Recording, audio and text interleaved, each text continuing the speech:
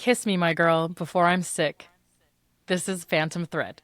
We are covering Phantom Thread, directed and written by PTA, and we have a very special guest, Anna, a recurring. It's been a while since I've seen you, but you and Marquita have been living it up. Oh my gosh, we have.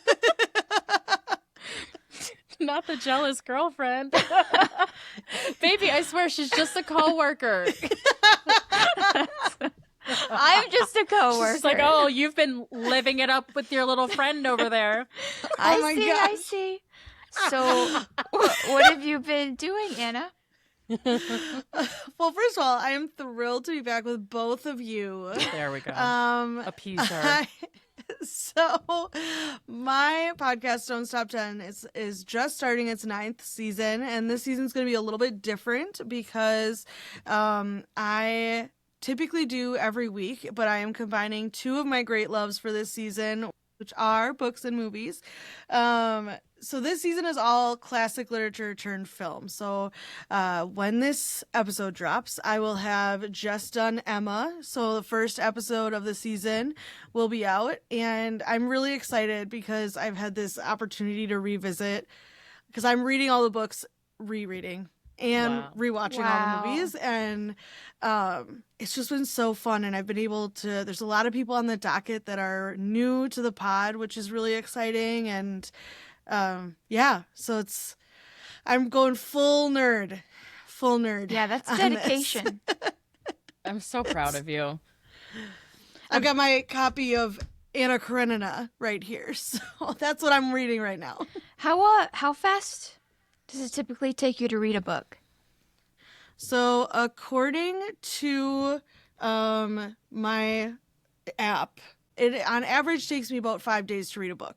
Now, the classics take me a little bit longer because they're just dense. They're more dense, the languages. So those numbers will probably be down next year. It'll probably take me a little bit longer. But yeah, on average, 5 days.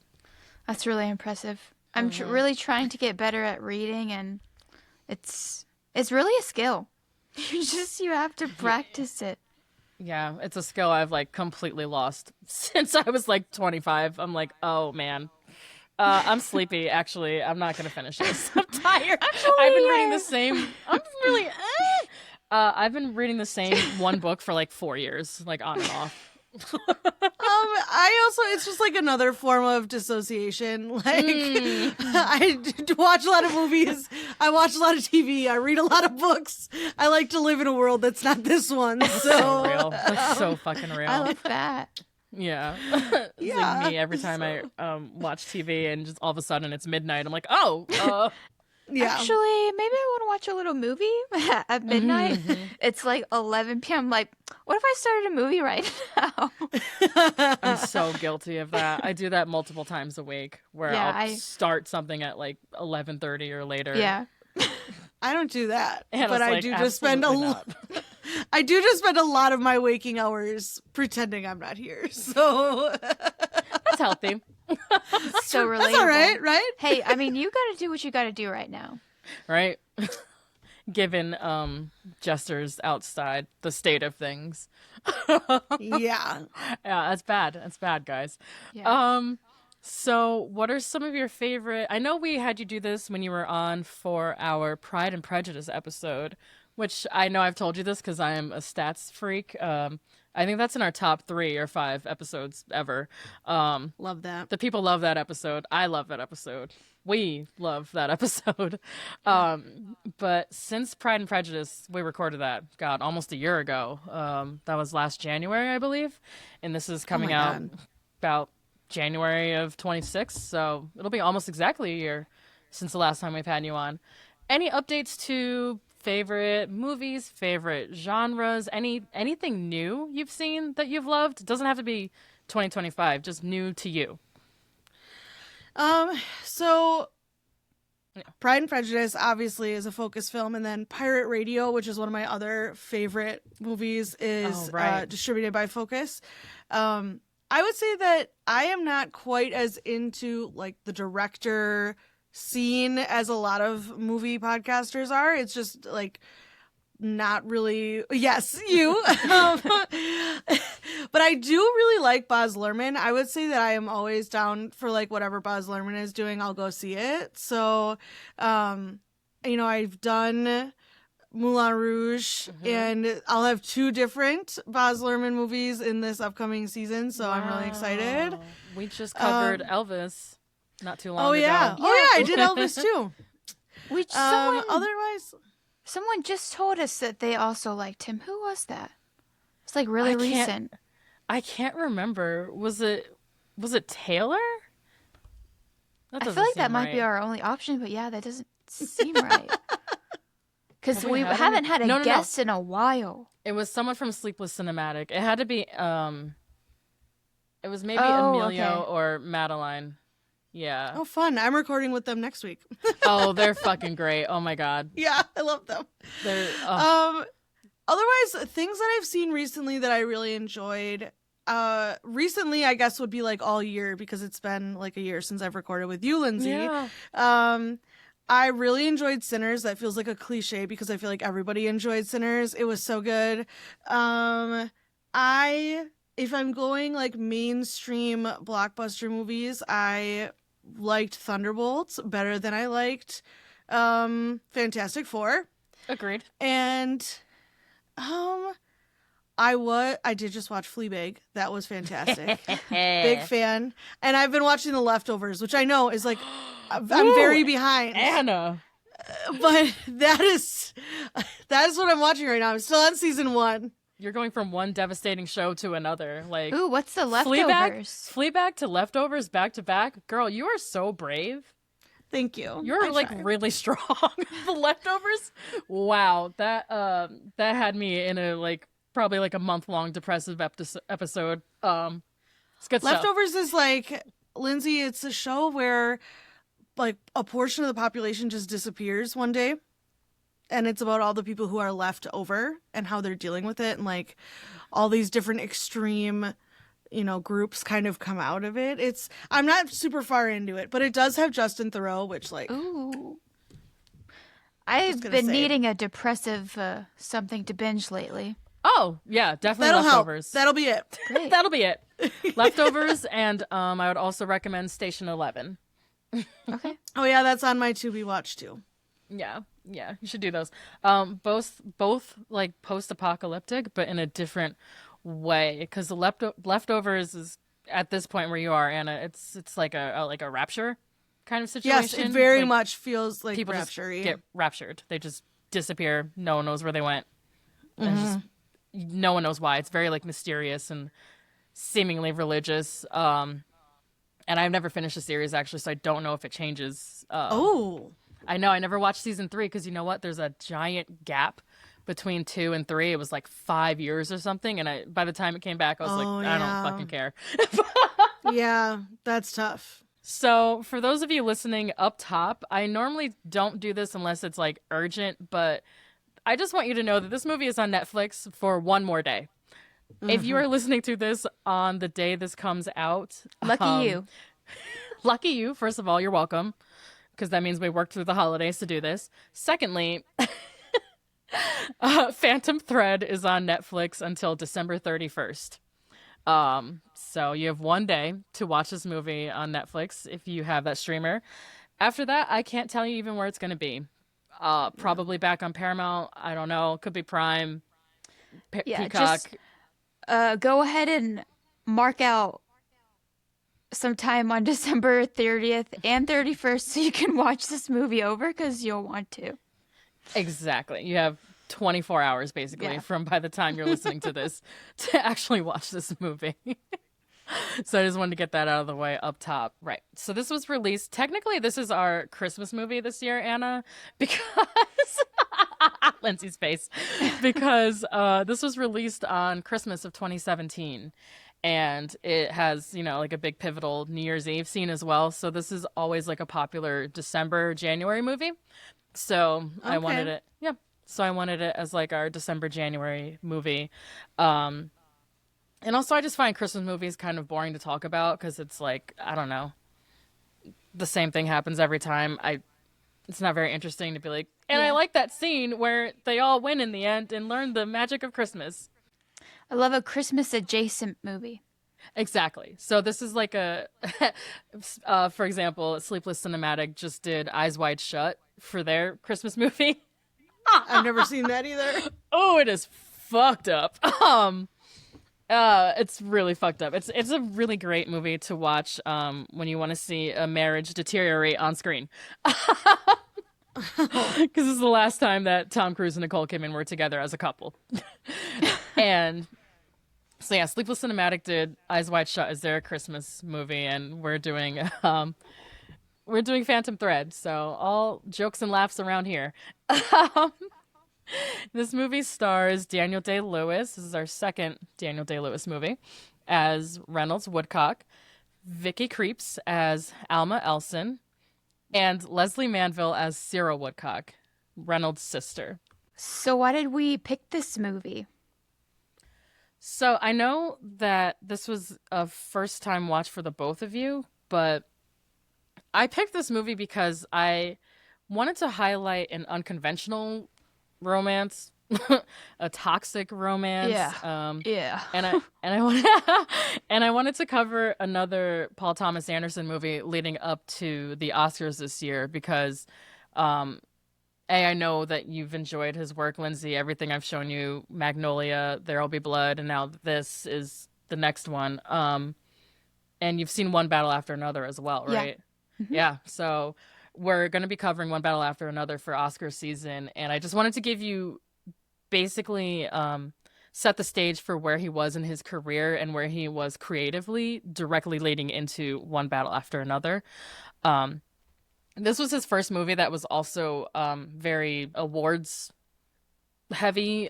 He got 6 Oscar nominations for this one, 4 BAFTA nominations, and it's regarded critically as PTA's best, if not second or third best. It's always amongst critics, it's in the top 3, if not number 1.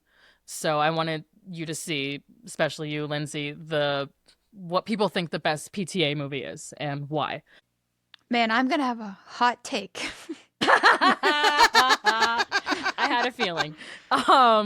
Good. And so Paul got the idea for this movie when he was sick in bed and Maya Rudolph was taking care of him. And she gave him like a look of like tenderness and love that I guess she hadn't looked at him that way in a really long time. But also he alleges that she looked at him like she was kind of enjoying it, like she was enjoying the fact that he was sick because he's such an annoying prick to be around. And he was like, this was the genesis for this movie. He was like, what if I were sick all the time and my wife secretly really enjoyed it, in fact made me sick? And that was kind of his idea of a fucked up romance to tell, and that became the outline for Phantom Thread. Wow, that's interesting. That's really interesting. I didn't know they were married. Well, they're technically not married, but they have 4 kids and they've been together for like 18 years or something. So if they're not actually married, I just always say husband and wife because I'm not going to call her his girlfriend. You know, it's weird. Yeah. I think it's common law at that point. Right. Yeah. So they've been together a long time and have 4 kids together. She's his wife for all intents and purposes. So that's the background on this movie. And I did want to say up top, and I already know you don't agree, Lindsay, but this is one of my favorite PTA movies as well. And I've seen all of them except 2, I think. I haven't seen Licorice Pizza or Inherent Vice yet, but it changes between There'll Be Blood, Magnolia, and this pretty frequently, but this is always in my top 3. I love this movie. I've never seen any of his stuff before. This is my first. Oh, ever this is PTA. your first. Wow.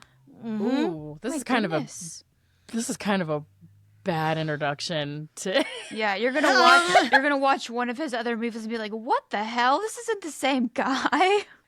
I would say He's very broad. Yeah. There Will Be Blood is on my list of movies for never watched seasons. So like it's there. Yeah. And I know, and I also have Boogie Nights on there too. But I love Boogie Nights. yeah, this was my first exposure. Wow. Ooh.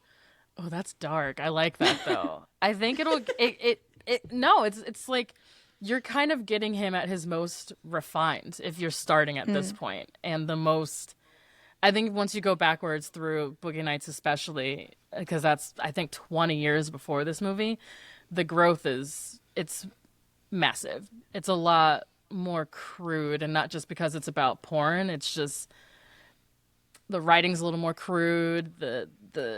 It's just a lot more in your face. And I felt like this was him at his most subdued and restrained, especially preceding their following There'll Be Blood, and then preceding what did he do right after this? Licorice Pizza. Completely different vibe than a lot of his movies. So Yeah. I just wanted Lindsay to get a taste of some other pitches he likes to throw. Psychological warfare. Psychological warfare. Yeah. Yeah. Yep, he is a Cancer. Cancer man. So the mommy issues, they be issuing. Yeah. So I'm going to give a plot summary for those like 5 psychotic people who listen to the show and don't watch the movies. I know you're out there. Set in the glamour of 1950s post-war London, dressmaker Reynolds Woodcock and his sister Cyril are at the center of British fashion, dressing royalty, movie stars, heiresses, socialites, debutantes, and dames with the distinct style of the House of Woodcock. Women come and go through Woodcock's life, providing the confirmed bachelor with inspiration and companionship until he comes across a young, strong-willed woman, Alma, who soon becomes a fixture in his life as his muse and lover. Once controlled and planned, Woodcock finds his carefully tailored life disrupted by love. Is it love?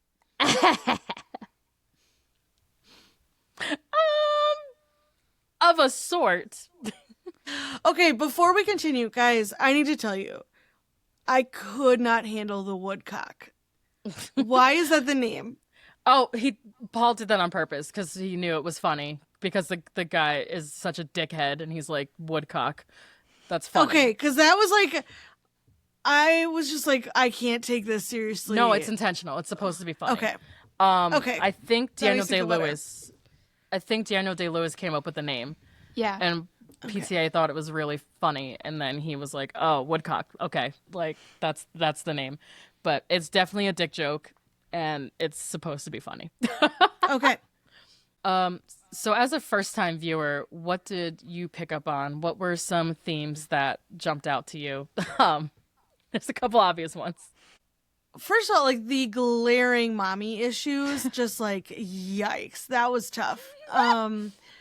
I also was really drawn by like the comparison of love versus obsession, and Yes. that striving for perfection, not just like in his work but also just like in every single person around him. Like, how dare you make any noise during breakfast? The disruption is going to stay with me. Like, that was insane. There were so many times where I was like, can someone just put this guy in his place? And that like led me to like the concessions that we make for people who are talented or rich, and like that we just let people who are powerful cough look at the world right now act in this absurd manner where if it were literally anyone else, you would be like, what Shut are the fuck you up. doing?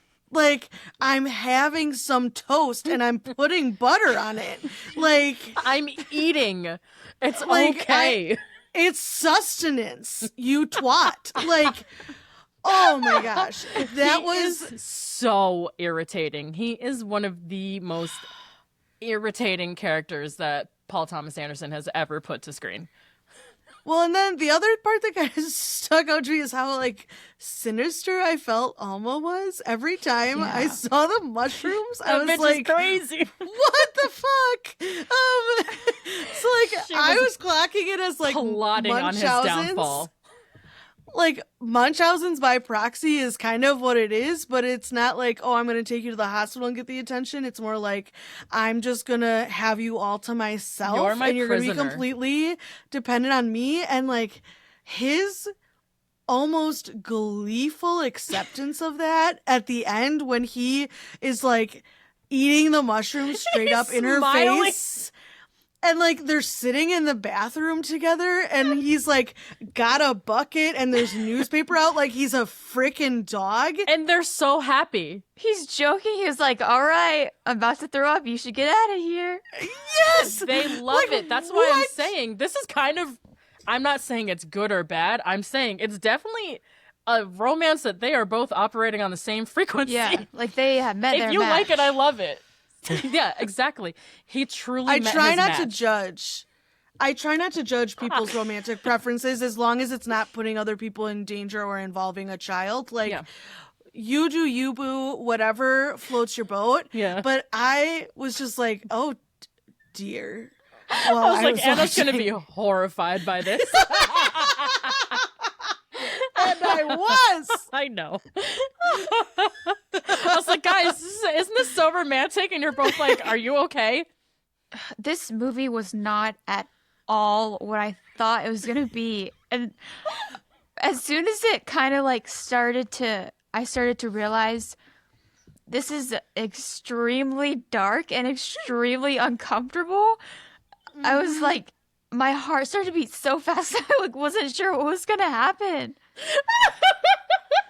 Lindsay, like, I think we need to check on Marquita more because, Like, oh, and you even texted me as I was about to watch, because I told you I was going to watch it, thinking that I was about to watch this beautiful film with beautiful It is wardrobe. beautiful. It is very beautiful. it is beautiful. And you're like, lock in, it's gorgeous. I was like, oh, I'm about to enjoy this. I didn't say you were gonna enjoy it. I said it's gorgeous. I guess I just assumed, but this, not at all what I thought it would be. I'm like, it's kind of romantic. They listen. They are for each other. Like, Yeah. she is, spoilers for the movie we haven't really gotten into. So because Reynolds is such a persnickety dickhead, and he's like, would you classify him? He's emotionally abusive for sure. So he's emotionally abusive Yeah. to Alma, and See, like, you think I at one wouldn't say point he's abusive. I say he's, it's- like, manipulative. it's borderline. It's very blurry. Oh, I would say manipulation is like a form of abuse. So, Right. Yeah. Okay. I think it's definitely teetering into like supremely controlling, like yeah. abusive behavior. But it's like it's rooted in a very obvious like way. His mommy issues. Right.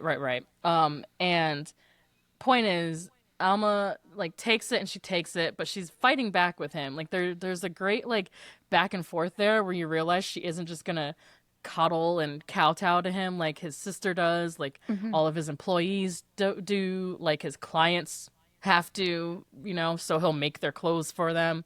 Alma comes into the picture and she's like, actually, fuck this. Like, you're only going to talk to me crazy so many times. And then she starts poisoning him. Logical next step. Next step. As one does. He, like, Cyril did to a point let him push her around. Yeah, but yeah. that scene where she's like, I love that don't scene. step to me or you will not survive. I Yeah. was like, She's like, you better shut the fuck up and sit there and eat your food.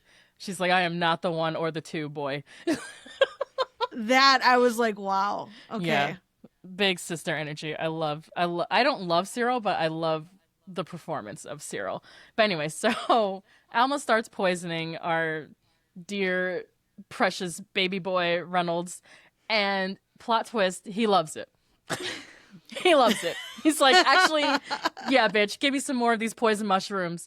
You're my favorite person in the world, and I love you.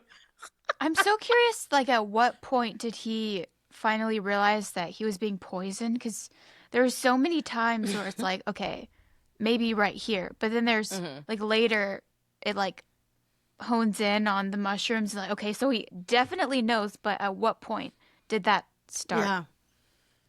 I was curious about that too.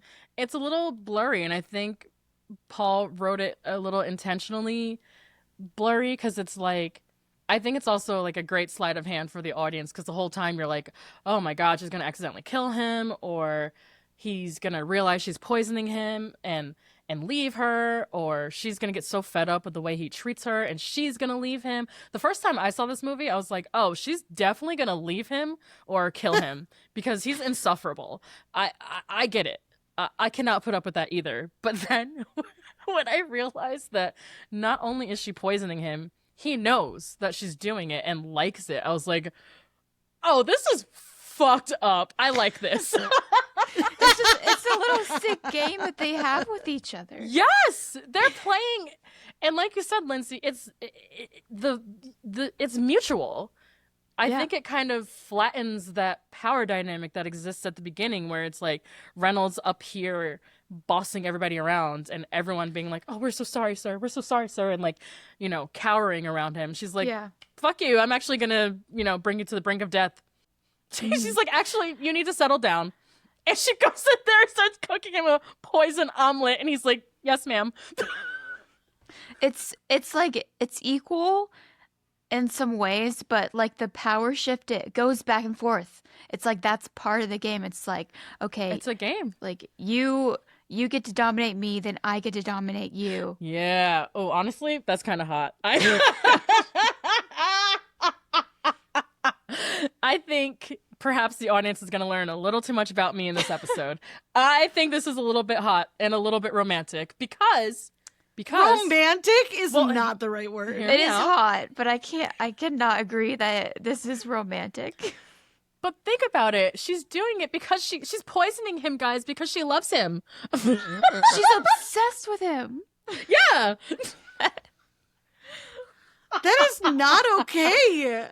He wants it to happen. I will say, though, like, she gets these beautiful handmade dresses because of it. So, like, if there's anything, I'm on there's Alma's a trade-off. side. I am also on Alma's side. Yes. I'm on no one's side. I am on the sidelines. That is so not picking funny. a side. What other themes did you have, Lindsay? Did we get through all of them? I'll just whiz by them. I said dependence, control, infantilization, and the crutch and convenience of women for fragile male egos.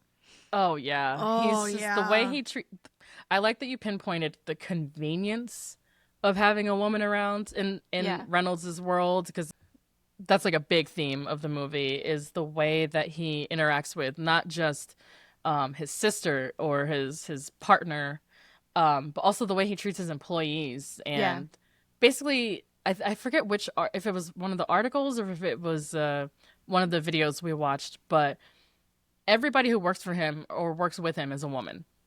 Yep. The people in the kitchen, all the seamstresses, all of his clients are women. His sister is not only his manager, but she's his business partner. His step-in mom. His step-in mother, yes, his surrogate mother for sure. Yeah.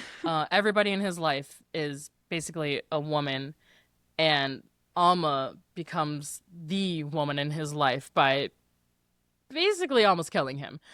And I like that for her. Yeah. She's like, you know what? You met your fucking match today. Yeah, she really earned it. And he's like, am I in love? Is this love? It was so funny when she started to refer to herself as Mrs. Woodcock. Yeah.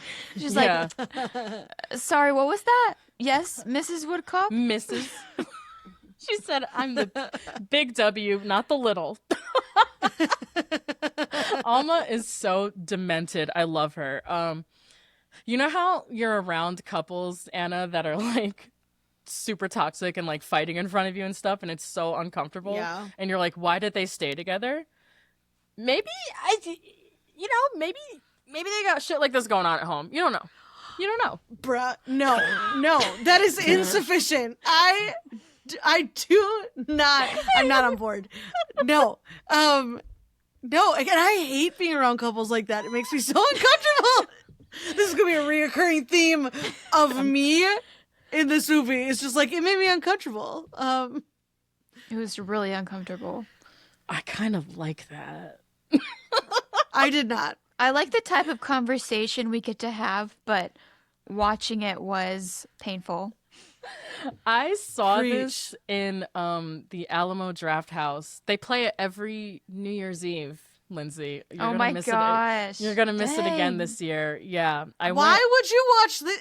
If you need a New Year's Eve movie, like When Harry Met Sally. Well, they do that Bing, too. bang, boom. That's New Year's Day.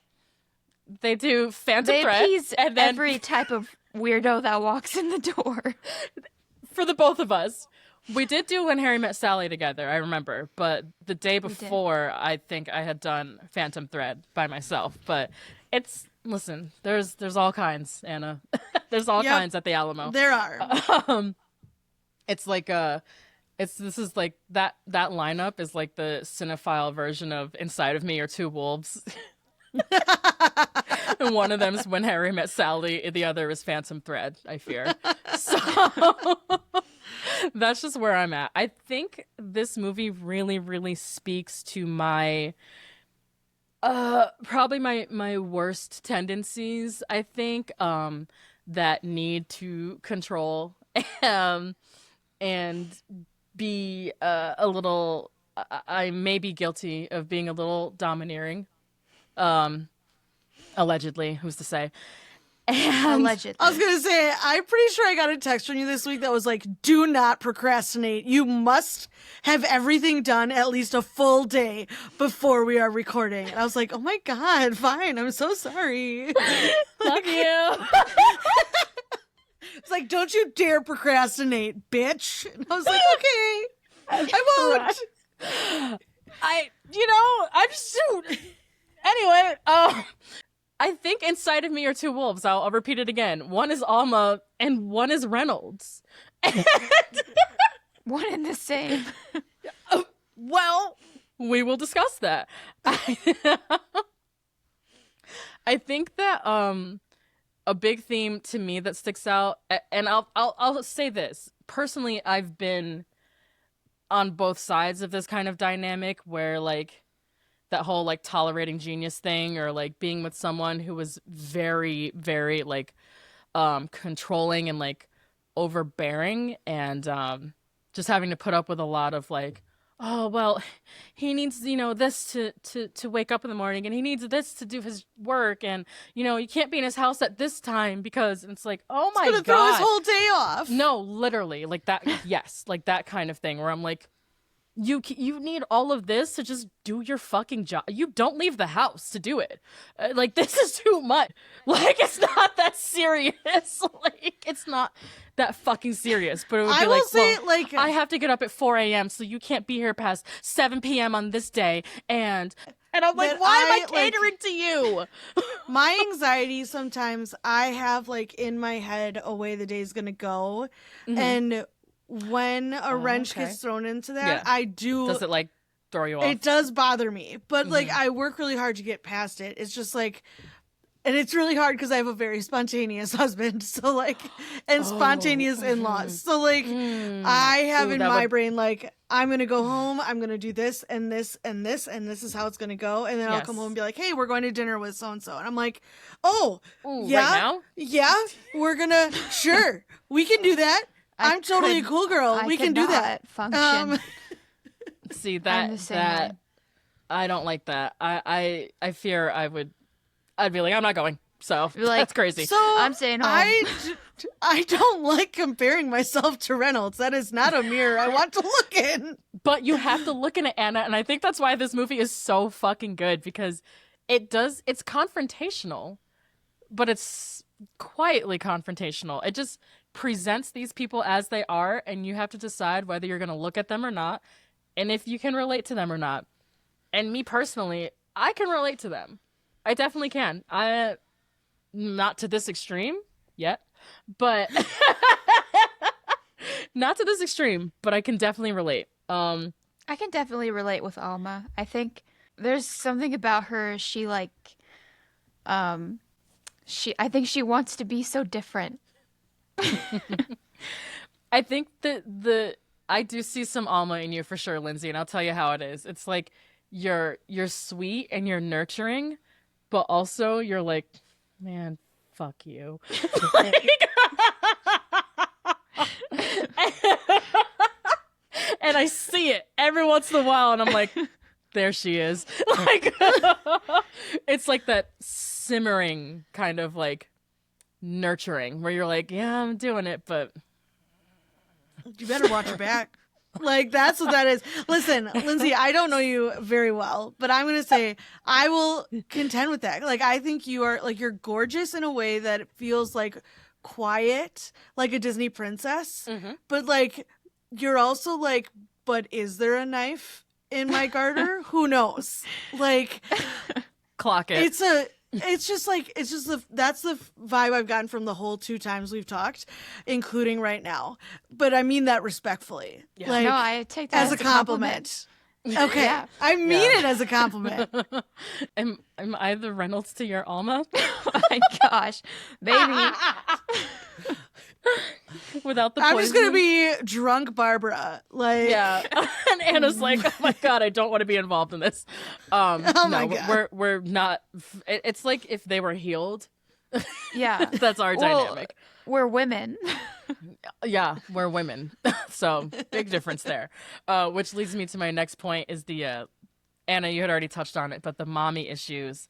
The way that Reynolds keeps a lock of hair sewn inside his jacket from his dead mother. Get a grip.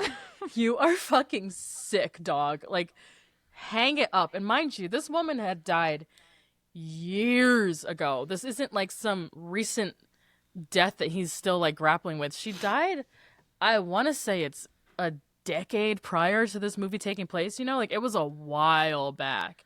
There's no reason for him to be acting like this at all. The whole era of like keeping someone's hair is freaking weird. Like, why was that a thing where you would take a lock of hair and like twist it into a ring and keep it? Why did people do that? That's not okay. I was gonna say, disagree. Marquita, do you have someone's hair? Not anymore. I have fully, like, with my past whatevers, if I, like, were to have randomly found a piece of their hair, I'd be like, ooh, might have to. Absolutely. Absolutely. Like, yeah. oh my God. What? A piece of your Oh, hair. yeah. Yeah, Lindsay gets me. This is some weapons bullshit right here. Like, what? It's special. Now you're referencing weapons. That's fucking funny. That was one of my Listen. favorites from 2025 as well. Weapons. Do you guys insane. not just like shed? I shed constantly. Yeah. The Not idea really, of no. like holding on to that. I think it's kind of Wha- like the same concept of, like, if you smell someone on your bed sheets. Well, that's Yeah. different. Yeah. It's like a keepsake. Yeah. Well, now I feel like a dick. No, we're just That I'm, creepy, like, and that's yucking okay. your- no, we're just young. weird. It's No, we're creeps. That's Well, fine. I'm gonna send you both a lock of my hair. So Thank you. be ready for that. I fully expect you both to put it in a locket and Aw, wear blushing. it and think of me. I well, I wonder where I'll love put it. I love finding sweet little places to hide things. So that was I was just Lindsay. I was just doing the same thing. I was looking around my room. I was like, "Ooh, where would I put that treasure? Like, where would I hide it?" It's like a freaking Horcrux. I'm just gonna send it to you guys. I think I might tape mine under my desk. I was thinking the same thing. You guys are so weird, but I love you both. See, Like, being 100% serious right now. no, I'm being so dead ass. Like, as soon as you said, I'm sending you my hair. You can play back the tape. I was like, all right, where would I put that? Oh. Anyway, no, that's gross. Ew, no, don't do that. But like just that very deep like psychotic level of like devotion to his mother is so interesting and scary. Wanting on their first interaction, the first time they meet, right when they're at the restaurant, I think it's their first date actually. He asks to see a picture of Oh Alma's gosh, mom. yeah, that was crazy. What the And she's hell? like, "Why would I have a picture of my mom? It's at my house." And he's like, "Why? Why is the picture at your house? Like, you need to keep a picture of your Yeah, mother you just around like you at carry all it on times." you all the time. And she's No. like, "No, I don't." I would have been Why? out of there so fast. I would Girl. have been like, what? Red flag number Why do you want a one. picture of my mom? No, that's red flag number 2, actually. Red flag number 1 is when he met her and immediately started with the negging and took her notepad that she was writing down his giant breakfast order on and crumbled it up and was like, "You have to memorize all this." I'd be like, "No, I don't. Fuck you. Give me my notes back." Like, so irritating. Okay, Like, that's not cute to negging? me. Oof. Is negging the same thing as nagging? No. Do you know? Oh, no, you don't know because you've been with the same person for like a long time. 12 years, baby. Oh boy. Okay, so I think you miss negging. Damn. What's that like? So, negging is like that thing that guys do. It was popularized. Do you remember the pickup artist era? Kind Like, of. yeah. So this guy, I think his name is like question mark or whatever. The pickup artist. He had that TV show on VH1. It was a dating show. Fucking awful. Just set men back like 200 years. Rough. But one of his big like tactics for dating was to say something like really negative to a woman and keep repeating like negative things to her to get her to like engage with you, like being like, "Yeah, your hair looks like shit today," and then she'd be like, "Oh my god, no, it doesn't. Why would you say that?" And then he's like, "See, now she's talking to me." So negging, it's like Psychotic. I hate that. oh yeah, it's demonic, but it That works. isn't the no. Absolutely worked. not. The second a guy would say that to me, I'd just be like, bye. No, Like, literally. But I don't want to talk to you if like I'm negative to myself enough. women with no self-esteem, they love that shit. Oh, I know. I agree. That would never. The second a man even says anything I don't like, I mean, the second a man says anything, period, I'm already gone. Like I already don't like you. So you're starting from there. But negging, especially, Lindsay's a little too young. But like in my era of like dating coming up, like early 2000s, mid 2000s, like that Jersey Shore era of like culture, negging super popular. Guys thought that's how you got a girl, was to basically like tear her down emotionally and to criticize her. And like he repeats it throughout throughout their like courtship. Remember, he takes her measurements and is like, "Oh, you have like a big belly," or something. He says something. No, he's like, you fucking- have no boobs. Oh, that's what it is. He's like, "You have no breasts," and just keeps measuring her.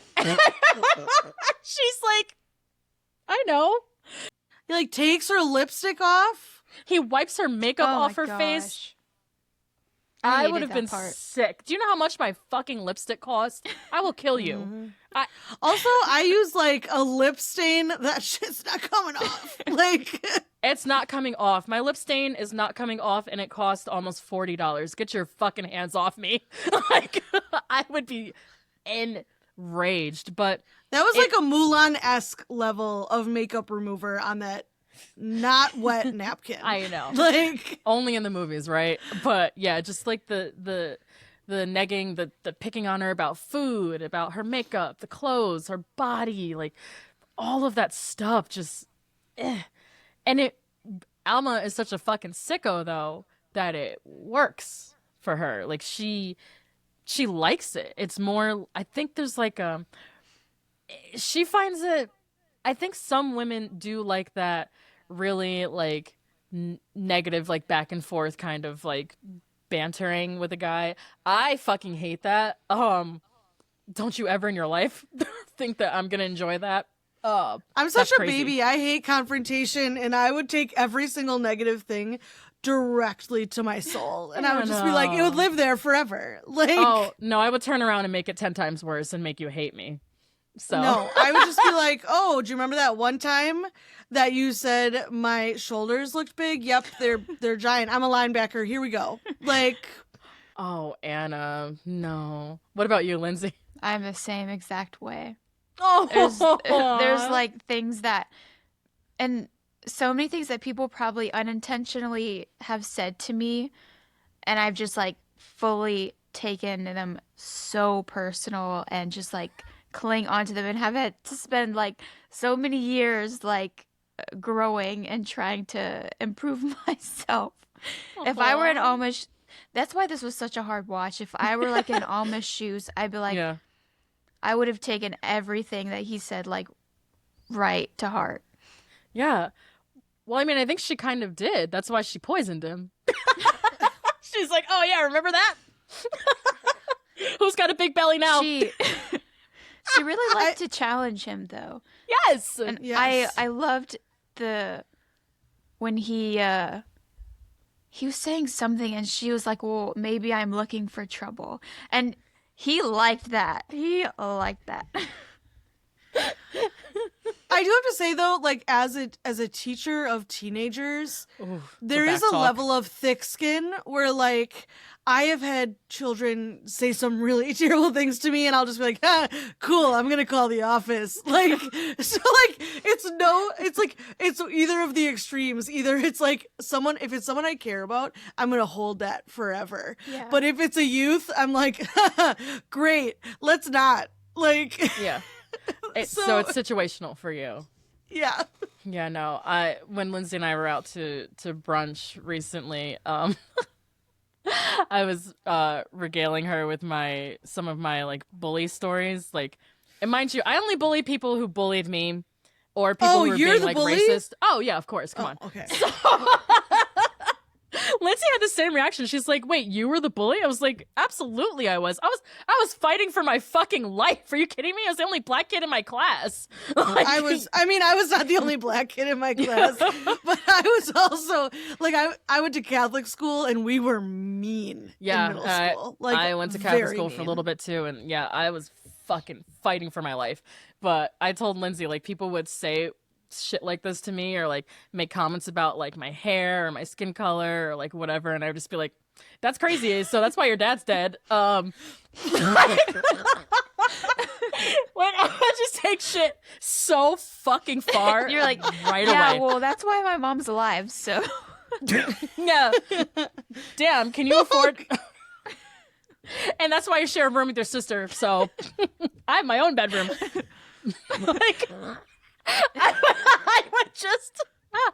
I was a fucking monster, but only if you provoked me.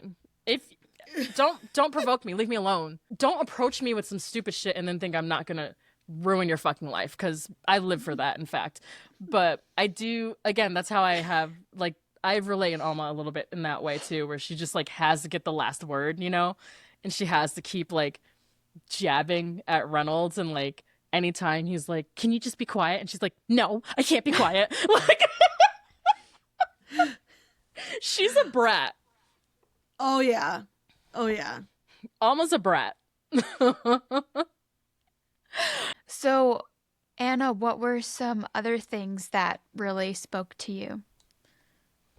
I did feel like this film was beautiful. It was gorgeous, and I just feel like I have a hard time with a relationship where you're like not sure if the people even genuinely like each other. Like, I guess I feel like you can't love someone if you don't at least like them, and at least like in romantic love. And I also was concerned because I think tolerating and encouraging someone to make you that sick is probably a negative life choice. Like, maybe not something you should do. I just didn't But he really liked feel like that it. was, but like, can we just get some like X-Lax? He was asking for it. I don't know. Now there were moments that I felt a little bit better. First of all, especially like as a plus size woman, I was like, God, it would be amazing to have clothes that perfectly tailored to your body. Like, I thought the same thing, Anna. Oh my God, it's like a dream of mine to get like a Right. fully tailored, yeah. And I was just like that, and the amount of like effort that goes in to make something like that. I loved all the little steps, the images of the what is it, not cursed? Is that what it is? That's Never cursed. sewn in, never cursed. That like little touches, it was just really beautiful, and like the way that he handles the fabric With is so much care, so much reverence that you can see that it means something to him. very much so. But also, I did like, there were these moments of pride between the two of them that happened, and one that stands out that I'll talk about later is the moment with Barbara, and but just like these moments where it felt like they really understood each other, and like it almost felt like acing a test, right? Where it's like, oh, good job, like that's exactly what I wanted. That They're like great you are exactly who I collaborators. want. That made me feel a little bit better, but overall, like, I'm gonna be so honest with you, I don't know that I'm ever gonna rewatch this movie because like No, it's stressful. It's stressful for sure. I get that, and I thank you for for suffering through this. No, it's not a suffer watch, but I get you. It is definitely deeply uncomfortable.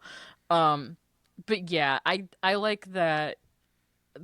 I like the moments too where they're equals. It's very brief, but there's like a part. yes. I think it's about halfway through, like you said, where she's designing alongside Reynolds, and he respects her, and he's like, you have a great eye, like you have a great, ethic for this. There's little glimpses of him looking at her while she's working on a dress or like at a fitting with him where he's like, all right, like, Yeah. all right, like you're great at this, and I love that. And I love when couples can be like really good coworkers too, or just really good collaborators, partners, in a creative sense. Like that's something I always really admire and love to see. And I think again, like that does kind of go back to Paul's own actual relationship, maybe, with him and Maya both being in the film industry and in the entertainment industry, and Maya as a comedian and an actress, and I think a singer as well, and Paul as a director, a writer, producer. It's just like, I think there's probably some aspects of their, I don't want to speculate, but I'm gonna.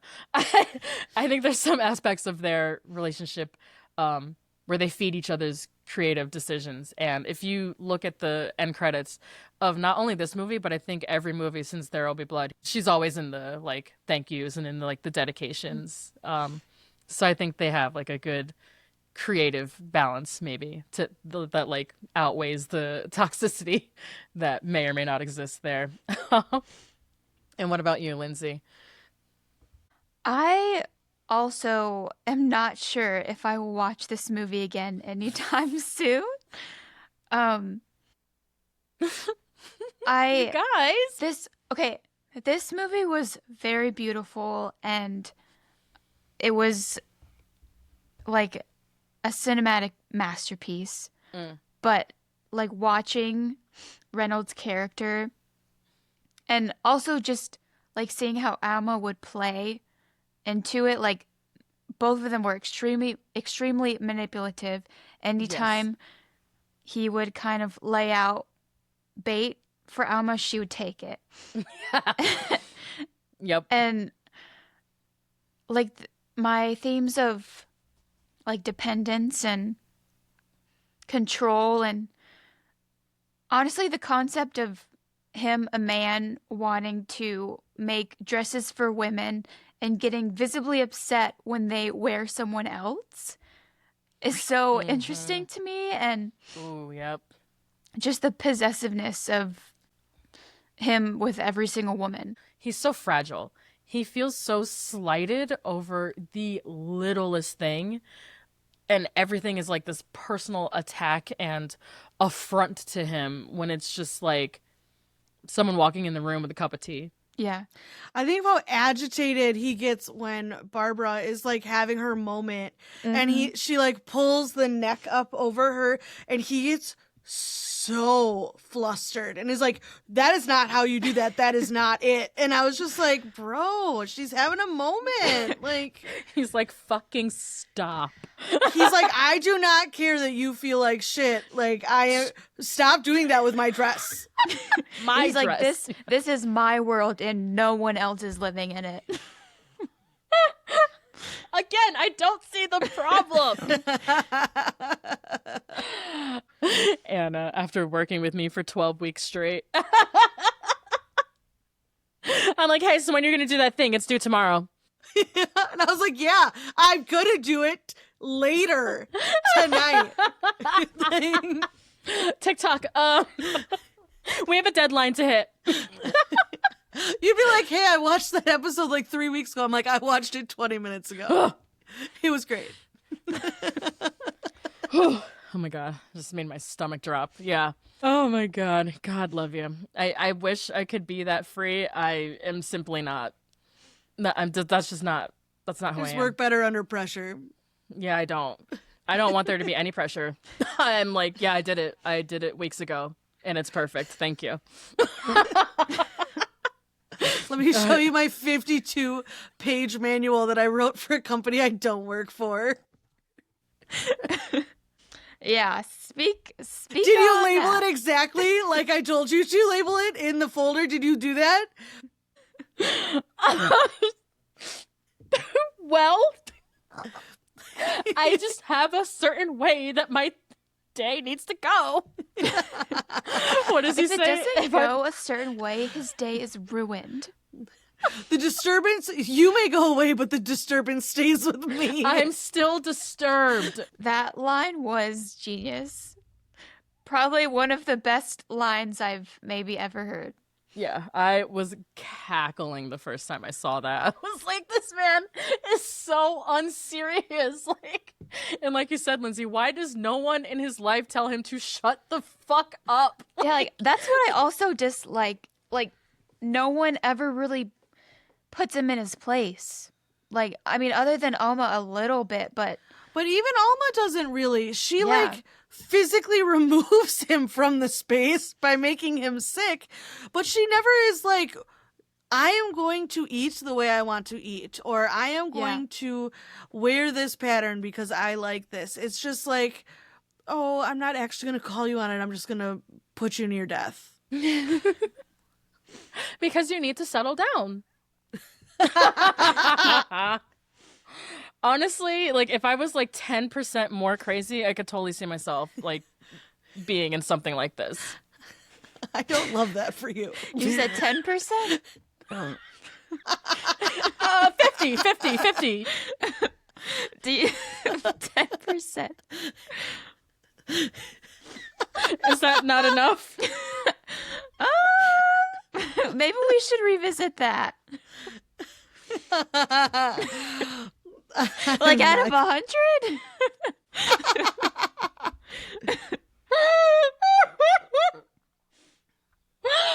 Oh my God, I'm crying. But when I said earlier just about the convenience of every single woman, like, I mean, this man almost entirely does nothing for himself. Yeah. And his behavior is so weird. Mhm. Like, he's just so weird.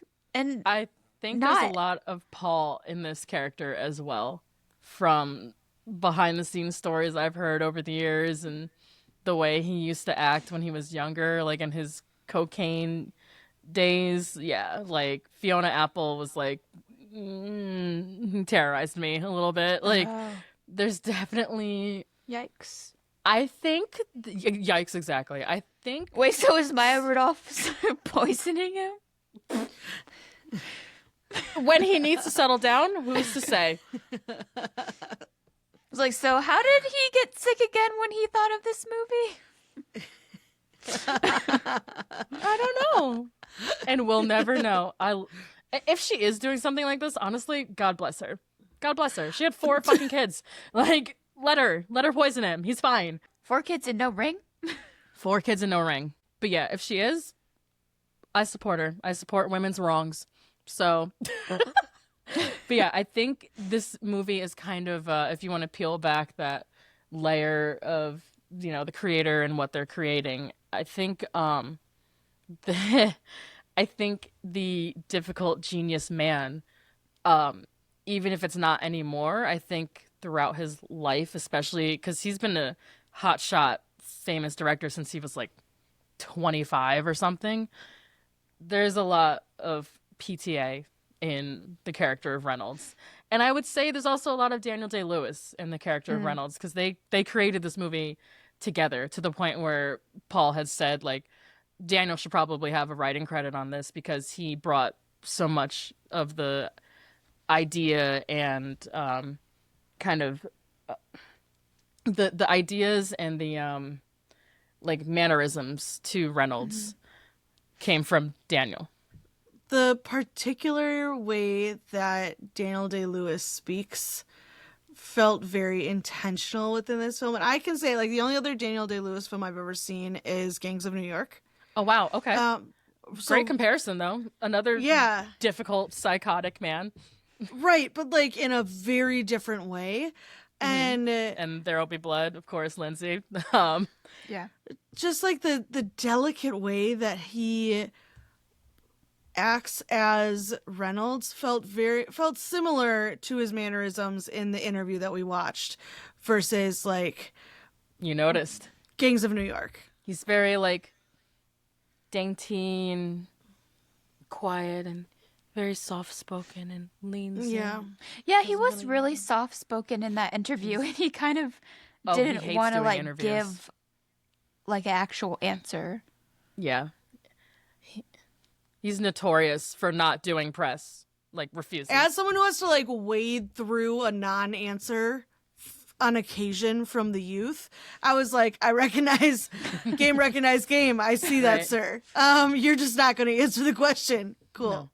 He's a notoriously, like, difficult person to interview, and people don't like the press don't fucking like him, really, because he's kind of an asshole. Like, he's very, like, don't talk to me, don't look at me. Like, he stays in character for, like, years at a time when he does this shit. Like, he's probably really fucking annoying to be around too. Like, God bless his wife. He's like, oh, I'm gonna go live in the woods and fucking learn how to be a cobble shoes for 4 years and don't talk to me. Like you have a family, sir. Like, Daniel is also notorious for this type of behavior. When he's, like, prepping for roles, and he just gets so into character, he makes people call him Reynolds. Like, he's very he stays in character no matter what he's doing, not just this specifically. But I think the key to understanding Reynolds as a character and, like, some of the personalities behind this character is look outward at Paul and Daniel, and I think you'll find some answers there. And I think maybe this was them sort of reckoning with, like, probably how they, like, terrorize the women in their lives for the sake of their creative genius, And I think there's a meta text there to this whole movie that I find really interesting. Yeah, I think Reynolds' character, although, like, feels fictional, something about him is, like, very alive and very, like, much existing within this universe. For sure, yeah. You could be like how fashion designers, especially back in the day before there was, like, HR and, like, the Me Too movement and more, like, channels of control and protection amongst the workers, the fashion industry is full of people like this and has been for decades, generations. Well, like, to make a comparison, you think of The Devil Wears Prada, that, like, type of control is very similar in, like, Ooh, that's a good recommendation. decades apart. Like, Write that down. Right? Write that down. that, like, idea of, like, okay, I'm going to have complete control over the sanity and lives of so many of these people who are involved, and I'm going to make you feel tiny if you are not living up to my exact expectations. Wait, is this The Devil Wears Prada for boys? It might be. Ooh. Not that we're gendering anything, no. But It's the Wow. Devil Wears Prada for a little psycho. A Yeah. little more psychotic. take. Marquita. I'm 10% not there, I said. Actually, I'm fine. But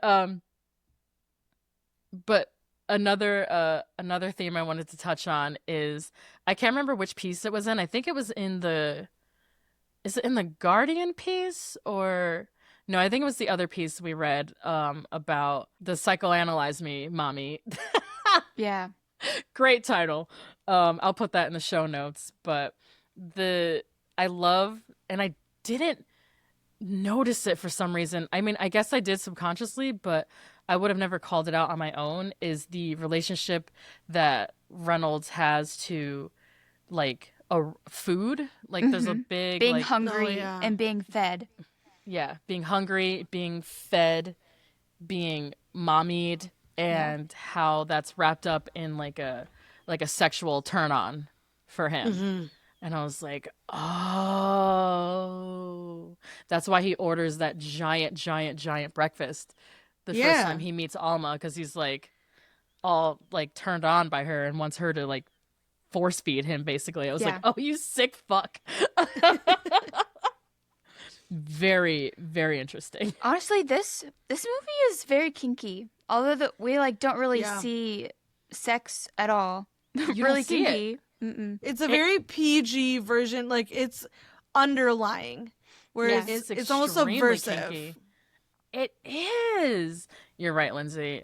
It's maybe that's why I like it. Anyway, I think this was in one of the articles that we read, but the intention of leaving Alma so mysterious and we know absolutely nothing about her and just we can make so many assumptions of like how she enjoyed this and just like first meeting him and immediately like locking in and like understanding exactly what he was doing and she was there for it.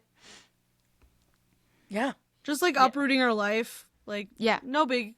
That's fine. Part of me is like, was she just waiting for some rich fella to come along because she understood the opportunity? I like genuinely was like, is this their first interaction or have they met before? Because like it felt so familiar. They were so familiar with one Yeah. another that I was like, oh, is he a regular at this restaurant when he comes into town?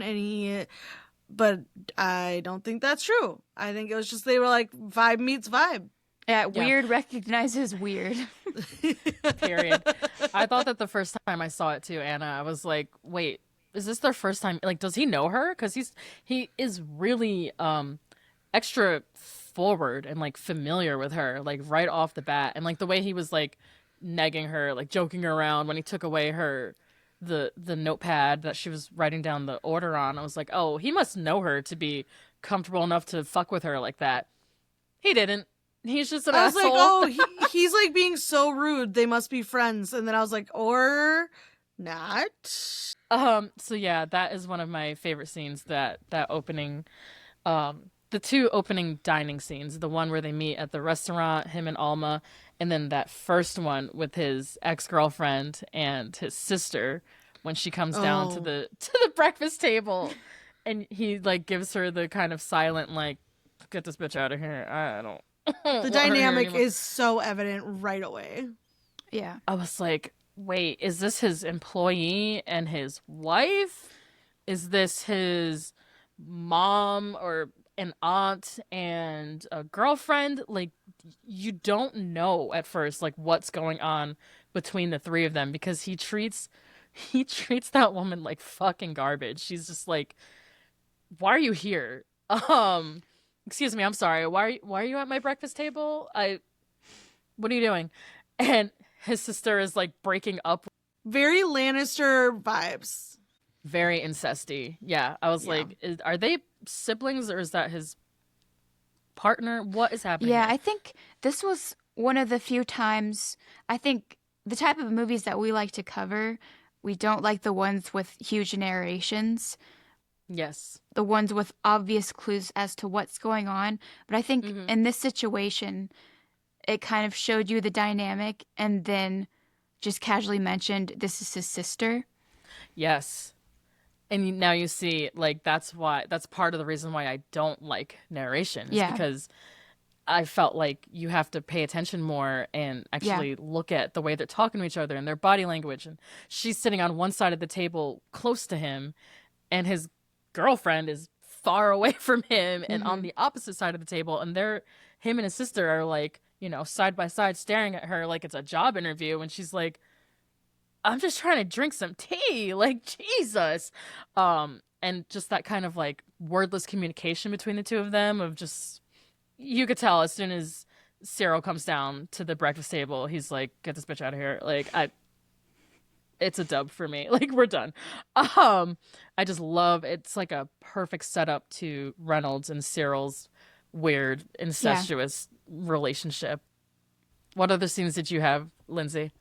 Like, now when you say that, it makes me feel like it was a foreshadow of when Cyril thought that Reynolds wanted her to cut the cords with Alma, but he was like, no, why would I want you to do that? He was like offended. She's like, oh, you want me to get rid of her? And he's like, absolutely not. No. I want to marry her. But one of my favorite scenes also was when they first met, when she trips and blushes. When I first saw that is, I like thought I was about to watch a really sweet movie because of that scene. I was like, oh my gosh, this is rom-com. so sweet. Yeah. No, absolutely not. And I also I wrote down the quote, the tea is going out, but the interruption is staying right with me. Yes. That was iconic. Oh my God. Do you know how many times I've been in a situation like that where I'm just like trying to do something nice for someone? I'm like, here you go. Here's this thing. All right. And they're like, oh my God. I'm like, all right, fuck you. You can starve then, I guess. Like, Jesus Christ. So like I said, I've been both the Alma and the Reynolds in like past relationships, and I do tend to like when there's a back and forth of that dynamic and that power structure. I think it's fun. Yeah, it's a push and pull. Push and pull keeps things interesting. Anna's like horrified. Nope. I like to be a partner. An equal partner in my I want to relationship. be the boss, but also a baby. Nope. Anyway, Should we Anna, if you want to start us off and get us into Barbara Rose. Oh yeah. Oh my gosh. So we talked a little bit about this off air, so I want to really bring this to the forefront, that the scene with Barbara Rose and the whole sequence of it, and it's not a lot, you know, she's such a pathetic character, and I don't mean that in a judgmental way. I just mean in the way that she has like no power or agency in this entire sequence of events. but so much money. Other than when she like essentially forces Reynolds to say he'll go to her wedding. That scene where she's trying on her dress and she just has this moment of agony where she feels so ugly and that there's nothing that he can do or make that will fix it, broke my heart. Yeah. And then on the flip side of that, at her wedding where she's like so drunk that she passes out at the head table and is like carried away, and you're watching Reynolds and Alma watch this happen, and Alma gets so upset, and I like actually kind of liked this where she was like, because it seemed like she really understood how Reynolds felt about his work, where she was like, she does not deserve to be wearing that dress. Like, that dress is deserving of better etiquette and like portrayal than what is happening. And then of course, though, he's like, don't get upset. Like, don't cry. Don't overreact. You're blubbering. And like, I was like, dude, she is on your side. Exact same way. Like, He's like, don't get upset. Stop getting emotional. Meanwhile, he's upset as hell. Yes. And I felt like my heart broke for Barbara Rose, but I also liked that they were on the same page about the respect for that work, because like honestly watching this, the amount of work that went into every outfit and like the detail and the thought and the every They made single those by piece. hand. Yes. Like I was just like, I get that. Where if you worked that hard, if you saw all the pieces and you knew how much it meant to the person who made it and you love the person who made it, yeah, that's going to piss you off. Like, Oh yeah. so I just, a lot of feelings in that whole sequence. It took me aback, like as soon as it, like the camera was on her, and then all you hear is, "You just can't do anything to make me less ugly," and I was like, who's thinking that? That's crazy. Yeah. That actress, Harriet Sansom Harris, is outstanding in this. She's in the movie for what, maybe 5 minutes? But she She's makes such so an impact. good. Yeah. Yeah. Yeah. So that character, Barbara Rose, is based off of the heiress to the Woolworth's fortune, Barbara Hutton. So that's a real woman that PTA based her off of. Well, and they showed like the side by side in an article of like the scene with the press conference and the real one, and it was like shot for shot. Yeah, same like furniture, same background. Yeah, super, super awkward. Like, basically, she got swindled by this guy, this like con artist, who convinced her because she's like older, very rich, very insecure. I think also did have an alcohol problem, and got this young, hot, like Latino guy who she thinks is like, oh, he's in love with me. Like, he wants to marry me. They get married. And he took her for a fucking ride. I think she ended up losing millions, $2.5 million, being with this man. And they were only together for like 6 weeks. Millions, because she was so vulnerable. I do like that Paul A included her, and B, she is, I don't remember which one of you said this or if it's something I read, but she is the only like truly sympathetic character in this movie where you're like, oh yeah, damn girl, like damn. And I think it also adds a layer to the craftsmanship aspect of this movie. It's a movie about making art basically, and making things with your hands, and it ties really well into Portrait of a Lady on Fire, actually, which you were supposed to cover with us, Anna. I was gonna say I haven't seen that. It's really good. You should watch it. I would I'll recommend add it to my list as like a watch with this one. It's a great pairing. And again, am I going women... to be uncomfortable? No. Okay. Well, no. It's not like, it's not toxic. Well, no, not in this, like not like this. No. Yeah, it's just a different dynamic, but it's two women who are more so on equal footing, and like they're both creating something together, and it's a portrait. Maybe it's what you would Lady want on Fire. from Phantom Thread. Portrait of a Lady on Fire. I have to say, Lindsay, I was totally in the same boat as you, where I thought I was going to get some like great epic romance of like just devotion and It is like, devotion wrapped in fashion of like just not this. No, I saw the blushing scene. I was like, oh my gosh, that was so sweet. But then as soon as she was acting so familiar with him, and she was like, and what else? I was like, oh, that's weird. Yeah, It's you're gonna like, be weird. damn, why are you eating so much? And then just proceeds to get crazier and crazier and crazier and crazier. I love the slow escalation throughout this movie of like, you know, it starts with the notepad and the lipstick and the dress fitting, and it just builds and builds and builds and builds to, yeah, I'm gonna fucking poison you, actually, and you're gonna like it. I'm not gonna kill you, but you're gonna learn a lesson. And he's like, yes, mommy. Crazy. Crazy. He was like, and where's my mushroom? Where are my mushrooms at? Should I eat Where's more? my dinner? You want me to eat more? Okay. This man is sick. But I also think it is very, and this is like a very common thing that I hear from like my friends who have been like sex workers. That whole like powerful man loves to be domed trope. Powerful people love to be in situations, especially sexually, where they have no power, where they're very much the sub and are being dominated. And the loss of power and complete submission is like a turn on for them.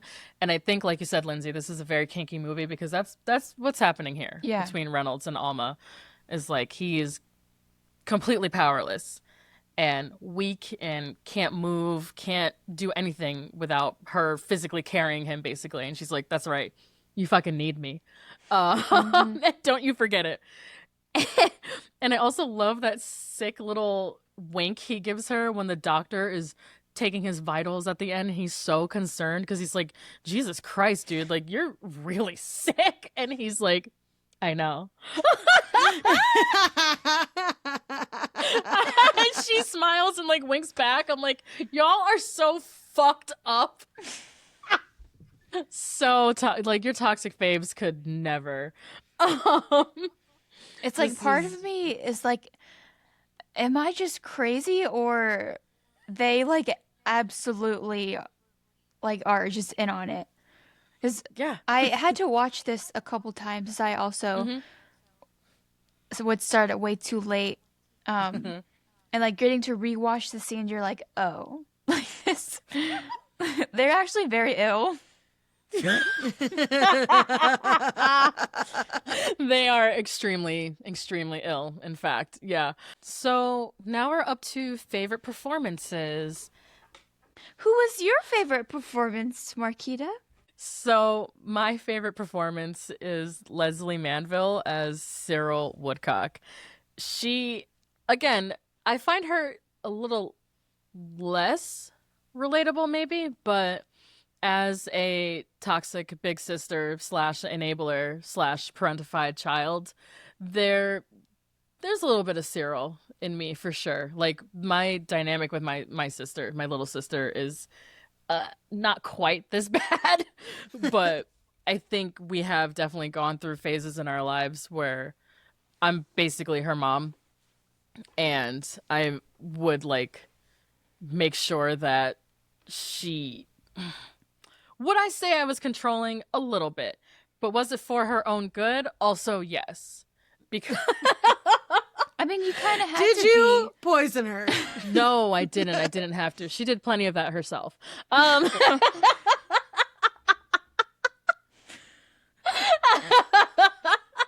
What were you going to ask, Lindsay? I was just gonna say, I mean, you kind of had to be a parental figure, but we don't really know how much of like Cyril had to be. Again, yeah, parental because figure. we don't know exactly how old they were when their mother passed away. You're right. But yeah, she definitely gives parentified child energy. Yeah. And I would guess even before their mother passed away, she, like that story he tells about when they were kids and he was making his mother's wedding dress, Cyril had to step in and help him sew it. And basically he phrases it like, oh, well, she saved the day and she like saved my ass. And I'm like, as big sisters do. Yeah, relatable. But she's been taking care of him and like seemingly kind of bossing him around for his whole life. And to get that dynamic that you were talking about, the both of you, that unspoken communication and that familiarity and that unity that you see on screen, I just love this. This is very like old school actorly shit. Leslie Manville and Daniel Day-Lewis spent 6 months together before shooting this movie. Just like every day, just getting to know each other, spending time together, going to meals together, traveling together, just anything to get like that bond, that very comfortable and familiar bond between the two actors, so that, like you said, that opening scene when they sit down together, you're like, how close are they? that was Paul Thomas Anderson, like, made sure that that was possible, alongside with Daniel Day-Lewis. So when they cast Leslie Manville, they were like, okay, y'all basically are attached at the hip now. And I think she's so effective in this movie. I think it was you who brought it up earlier, or maybe it was you, Lindsay. The scene where she kind of like takes it to Reynolds, and she's like, actually, don't you ever in your life step to me like that again. I will knock you down. Um, that's my favorite. I think that's my favorite scene in the movie, because it's the only time anybody stands up to him. And she does so much there with like, she's sitting perfectly still, just holding her teacup and reading the newspaper or whatever, and she is not even moving, she's not yelling, she's not crying, she's not doing any of those big actorly things that people do to convey emotion or to seem threatening in that scene. She's just like, I don't know who the fuck you think you're talking to. And he just like stops immediately, and you're like, oh, Leslie, like, she's so powerful. I also love the introduction to Alma, where she just walks up to her and literally sniffs her. So Which weird. is That scene was psychotic. also crazy, like Alma getting fitted, and then Cyril just walks in and just gets straight to work. Yeah, Crazy. just starts taking her measurements, and she's like, who is this? That was not okay. Like, she gets all up in her space and she like calls out all these specific scents, and it is so weird. Yeah. Like, we were talking red flags. Okay, we have that's the like red flag negging at the number 5. beginning. We have the asking about her mom's photo. We have the fact that he like essentially gets her almost naked to like get fitted for a dress, and then his sister comes and she's sniffing you. No, thank you. No, thank you. In a like secluded cottage? Yeah. Absolutely not. No, thank you. Like, I'd be out of there. I don't even know if I'd be getting dressed. I would just be like, peace out. It was a I'm pleasure. out. This was a delight. It wasn't, but sure. See you later. Yeah. Extremely, extremely overprotective. She definitely gives like boy mom energy a little bit, but make it like 1950s British boy mom energy. Woof.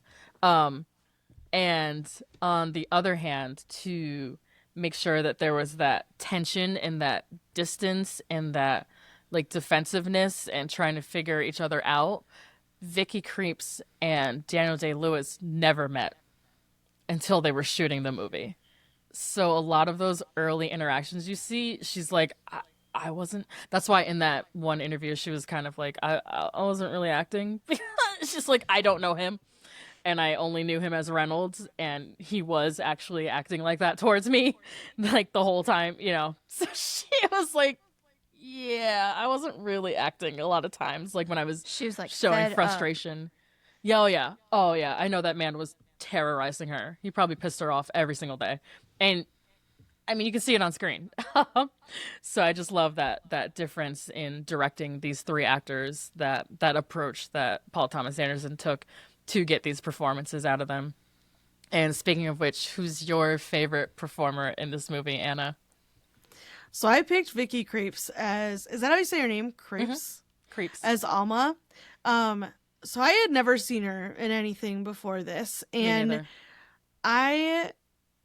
there's something about her. Her face is somehow so unique and different and gorgeous, but also plain. It's like this really weird combination that you could see why she would be so enticing to a man like Reynolds, who like simultaneously wants to fit in and stand out. And she is just like, again, from an actress that I've never seen in anything else, blew me away. The fact that she goes from like kind of submissive and doing whatever he wants to just absolutely diabolical, where she is pulling strings and going by misses and doing, poisoning him. Like, That's my girl. I just thought, like, wow, she was fantastic. She's insane in this movie. She's so good. she's a blank slate for him. I think you're picking up on something there, Anna. I think maybe that's part of the reason why Paul cast her. I know he also said that he loved that she was a foreigner. She was an immigrant in this story, and that she had a different accent. You know, she's obviously not English, and they never touch on where she's from or any of that. You don't even know really how old she is, but it's just that she's just so clearly an outsider, but kind of a blank slate also, and someone who can go toe to toe with DDL, but also who will show that frustration and that vulnerability in her character when she needs to. I totally agree with you here. She's, oh man, I think she hasn't really done a lot of movies. It seems to be pretty kind of selective with her career. I just would love to see more of her.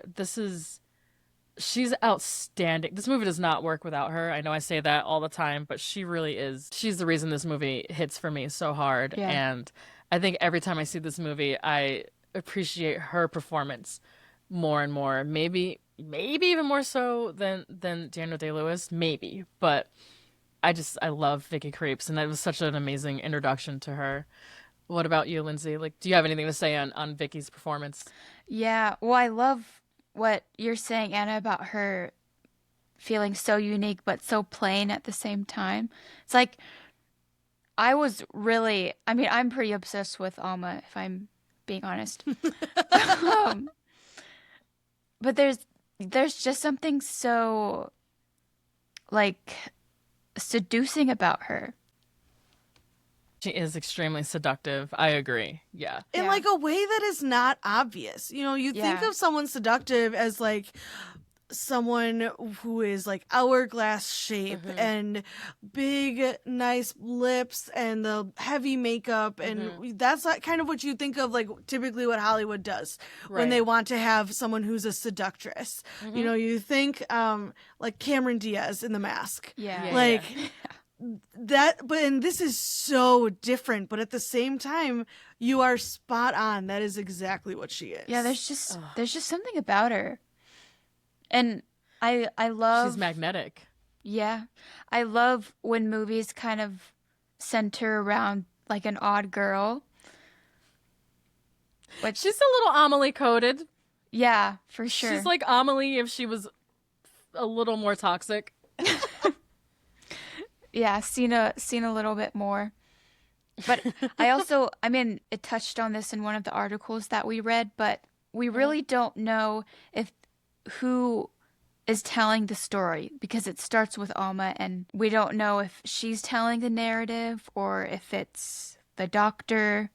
I love that little twist where it's not until the end that you realize who she's been speaking to throughout the movie.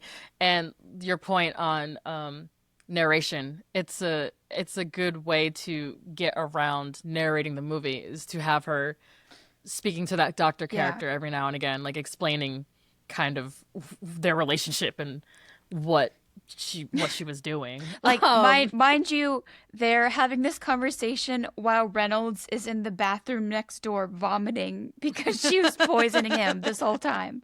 And he's like, what is it about you that Reynolds really likes?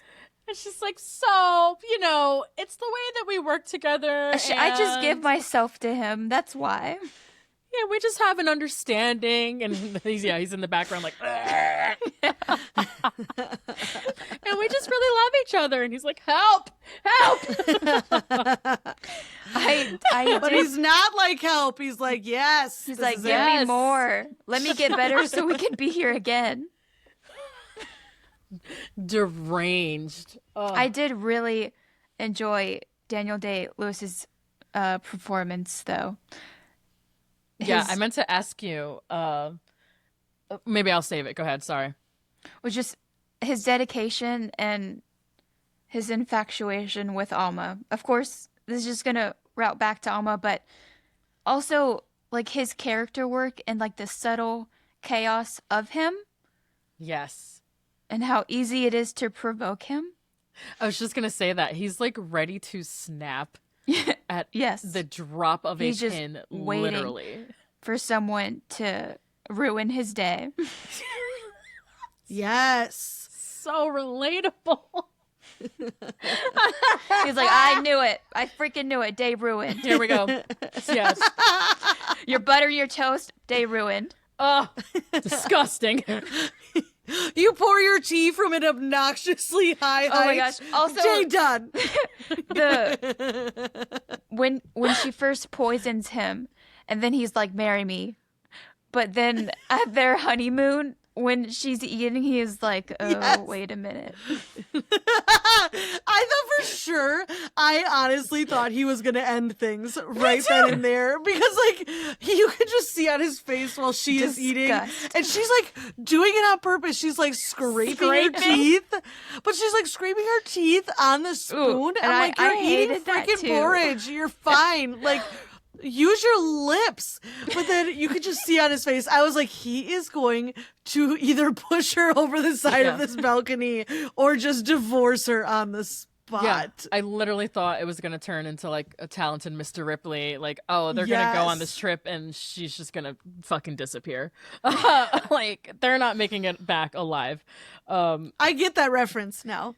Hey, because you covered it with my Anna, another Anna. But yeah, I love DDL in this movie. And the other thing I wanted to tell you, Lindsay, I think I have it later in the notes, but of course, because he's such like a psycho method actor, he learned how to drape and sew for real for this movie. Of course he did.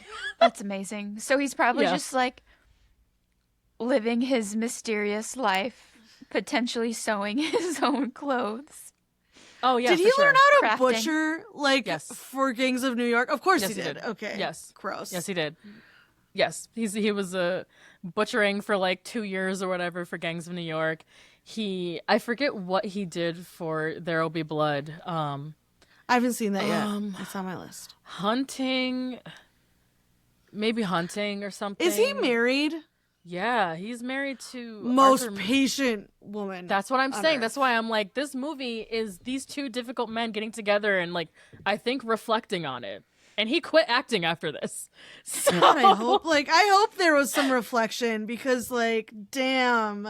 So I think even maybe if it was subconsciously, Daniel was kind of like, man, I've put Rebecca through a fucking lot, huh? Yeah, you have. Yeah, he's married to is he a playwright and author? I can't remember. Arthur Miller, his daughter. Oh, Rebecca Miller of The Crucible. Yes. So he's married to Arthur Miller's daughter, Rebecca, and she's a filmmaker as well. So again, I'm thinking like that Alma Reynolds dynamic is like a little bit of Daniel, a little bit of Rebecca, a little bit of Paul, a little bit of Maya. There's like, that's speculation, but it just seems as if maybe these men are putting some of themselves into this story. And some past or present behaviors, who knows? And I love that because you should feel bad. If you don't, I'm sure making this movie did make you feel bad. Let's hope so. Right? Some reflection was necessary. And until literally the end of this year, Daniel Day-Lewis did not act. So he was kind of like, this is it for me. I've done enough. But he came back this year to act in his son's first movie. So That's really cute. Little full circle moment, yeah. His son was like, Dad, will you be in my movie? He was like, Oh my gosh. all right. Fine. Yeah, they have a really cute interview on Letterboxd if you want to see it. Ooh. I think his son is your age, Lindsay. But anyway, so we've already talked about some of the behind the scenes on this. Did you want to get into the music a little bit, Anna? I see something in the notes about the music. So I really enjoyed this soundtrack. It's almost like an endless piano throughout the entire film. And it kind of reminded me of like during that era of silent films where you would have like a pianist or someone in the theater narrating over this silent film. It kind of felt like that because so much of the film is not them talking. It's like live their accompaniment. movements. Yeah, it was just it fit a lot with like the tone of the movie and the setting. I also liked that it wasn't these huge orchestra pieces. It was very much just the piano with maybe a little bit of accompaniment. It went with the softness of the movie, in my opinion. So I love a good soundtrack. I'll probably be actually, I don't know if I'll be adding this to my playlist because I have very strong like association when I hear music. So like, But I the don't know. music is beautiful. I like maybe I gotta listen to it first and be like, does my stomach hurt? No, then I can add it to my playlist. That's such a good, like, visceral check. Am I physically ill when I listen to this? I hope not, because this is Johnny Greenwood from Radiohead, who did this music. He is, I think, probably my favorite composer. This is the third movie of his that we've done, Lindsay. Yeah, we've done quite a few. We are very did familiar with Johnny Greenwood. We love Johnny here in this house. He did the music for There Will Be Blood, of course, which is my favorite movie soundtrack. Power and of the then Dog. Power of the Dog as well. So And third. Is there this one is the more third that we've one. done? We're going to do one battle after another, and he did that music as well. That's our guy. He's becoming the patron saint of post-film clarity. I love Johnny Greenwood. Radiohead is one of my favorite bands, and probably my favorite band. And I just love that he talked about it in that video we watched, that one interview, about how he felt kind of like embarrassed almost to make this music because it's so stripped down and very piano forward and very romantic and elegant. And I guess the note from PTA was to make something very British and very of the 1950s. And do you feel that through the music, Anna? Like that it's like a that and like it almost felt like the most romantic part of this movie. Like the music kept making me feel like it was supposed to be more soft. Like they should be more soft towards each other. It wrong fits you.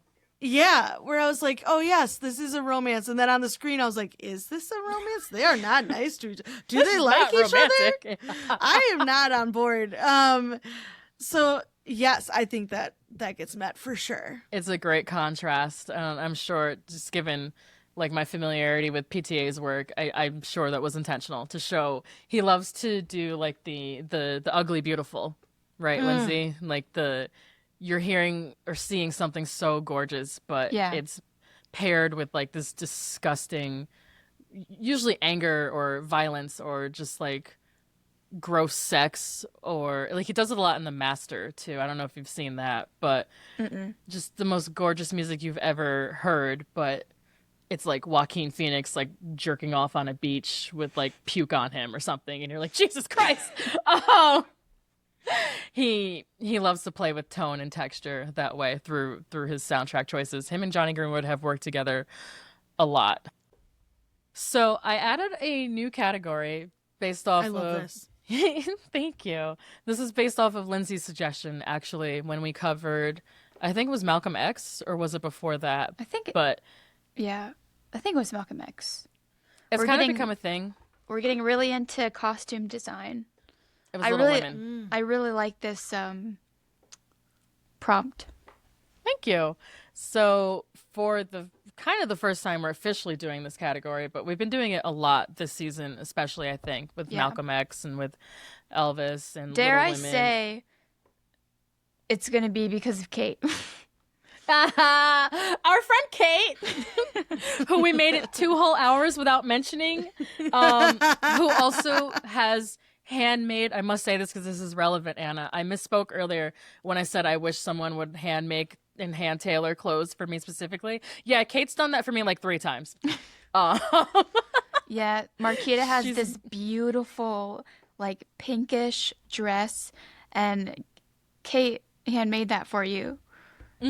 For my birthday. I love that. I would say the closest would be like my wedding dress is like the most tailored anything I've worn. Right. Yeah. So Kate has made me pants, a Victorian walking skirt, like a disco black and glittery, like disco velvet shirt with like bell sleeves, and then something else too. But Can I be friends with Kate? Yeah, absolutely. She's a little busy, but also if you can get in with Kate, yeah, she's a great friend. Great friend. Fantastic And friend. she's a wonderful little seamstress there. So I have actually had custom clothes made for me, and my grandmother used to make my clothes for me when I was growing up. I've had custom clothes made for me too. Yeah. I had Your this. grandma? Yeah, my grandma. My mom used to do our Halloween costumes. Aww. I got to be a non-problematic Jasmine with a turtleneck underneath because it's Wisconsin. So I've explained to Lindsay before the pain of growing up somewhere where you had to wear thermals, turtlenecks, and winter coats over your Halloween costumes every year. Yep, I so wanted my belly not out it. for Jasmine, and I didn't get it. But anyway, I wanted to make sure that we shouted out Kate, who has made me beautiful costumes before, and I love her so much. But what is your favorite costume / design moment in this movie? Did you want to go first, Lindsay? Yeah. I think this is one of the more softer moments in the movie, but when Reynolds is first making Alma's first dress and he's holding up the different color palettes to find her perfect shade. That's my favorite.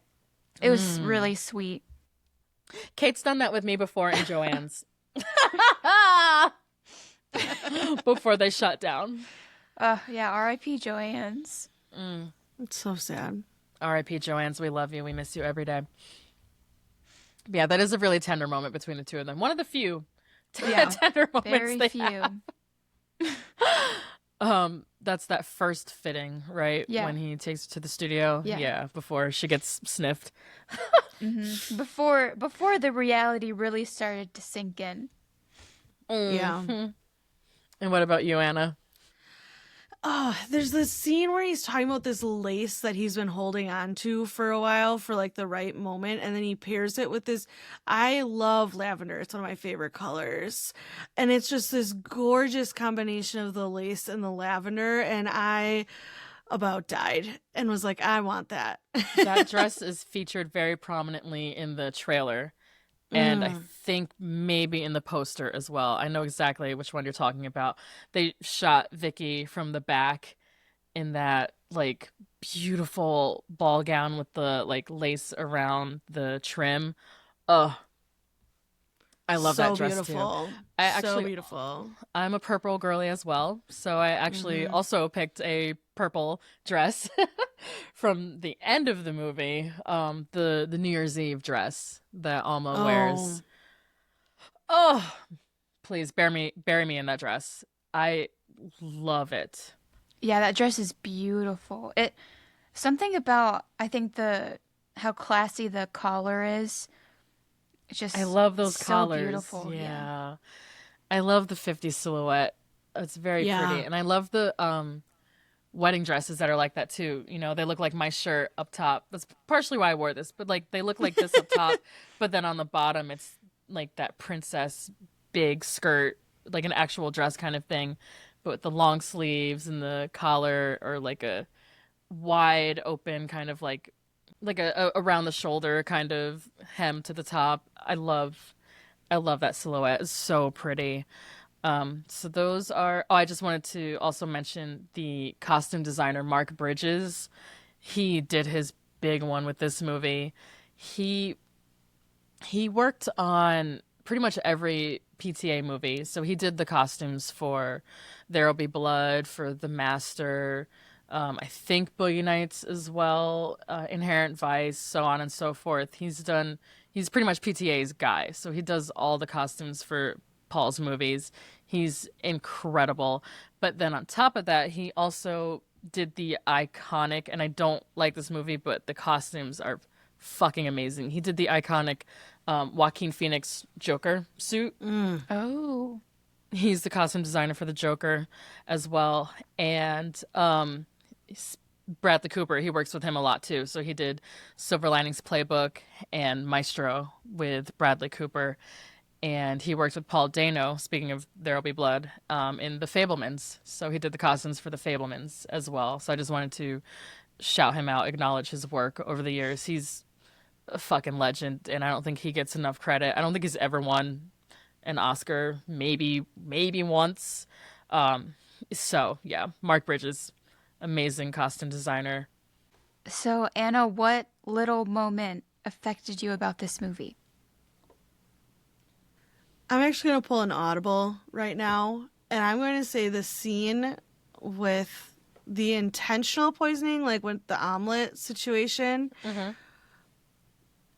the prolonged eye contact that the two of them are having while he's like, he, takes a giant bite and puts it in his mouth, and he's chewing like so slow.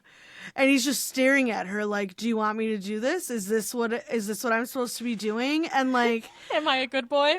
And it's just like, I the whole time I'm sitting there, I'm like, are they just going to let this poisoning happen?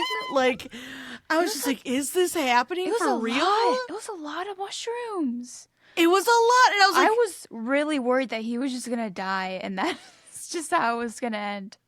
yes, because he got so sick from just that like little bit of powder the first time in his tea, and this time I was like, full mushrooms. That's a lot. That was a lot. And I looked this up, by the way. Sorry to interrupt, but I looked this up. Those are called jack-o'-lantern mushrooms, apparently. Oh my gosh. So they are poisonous, but not deadly, allegedly. But they will. That reaction is accurate. They make you basically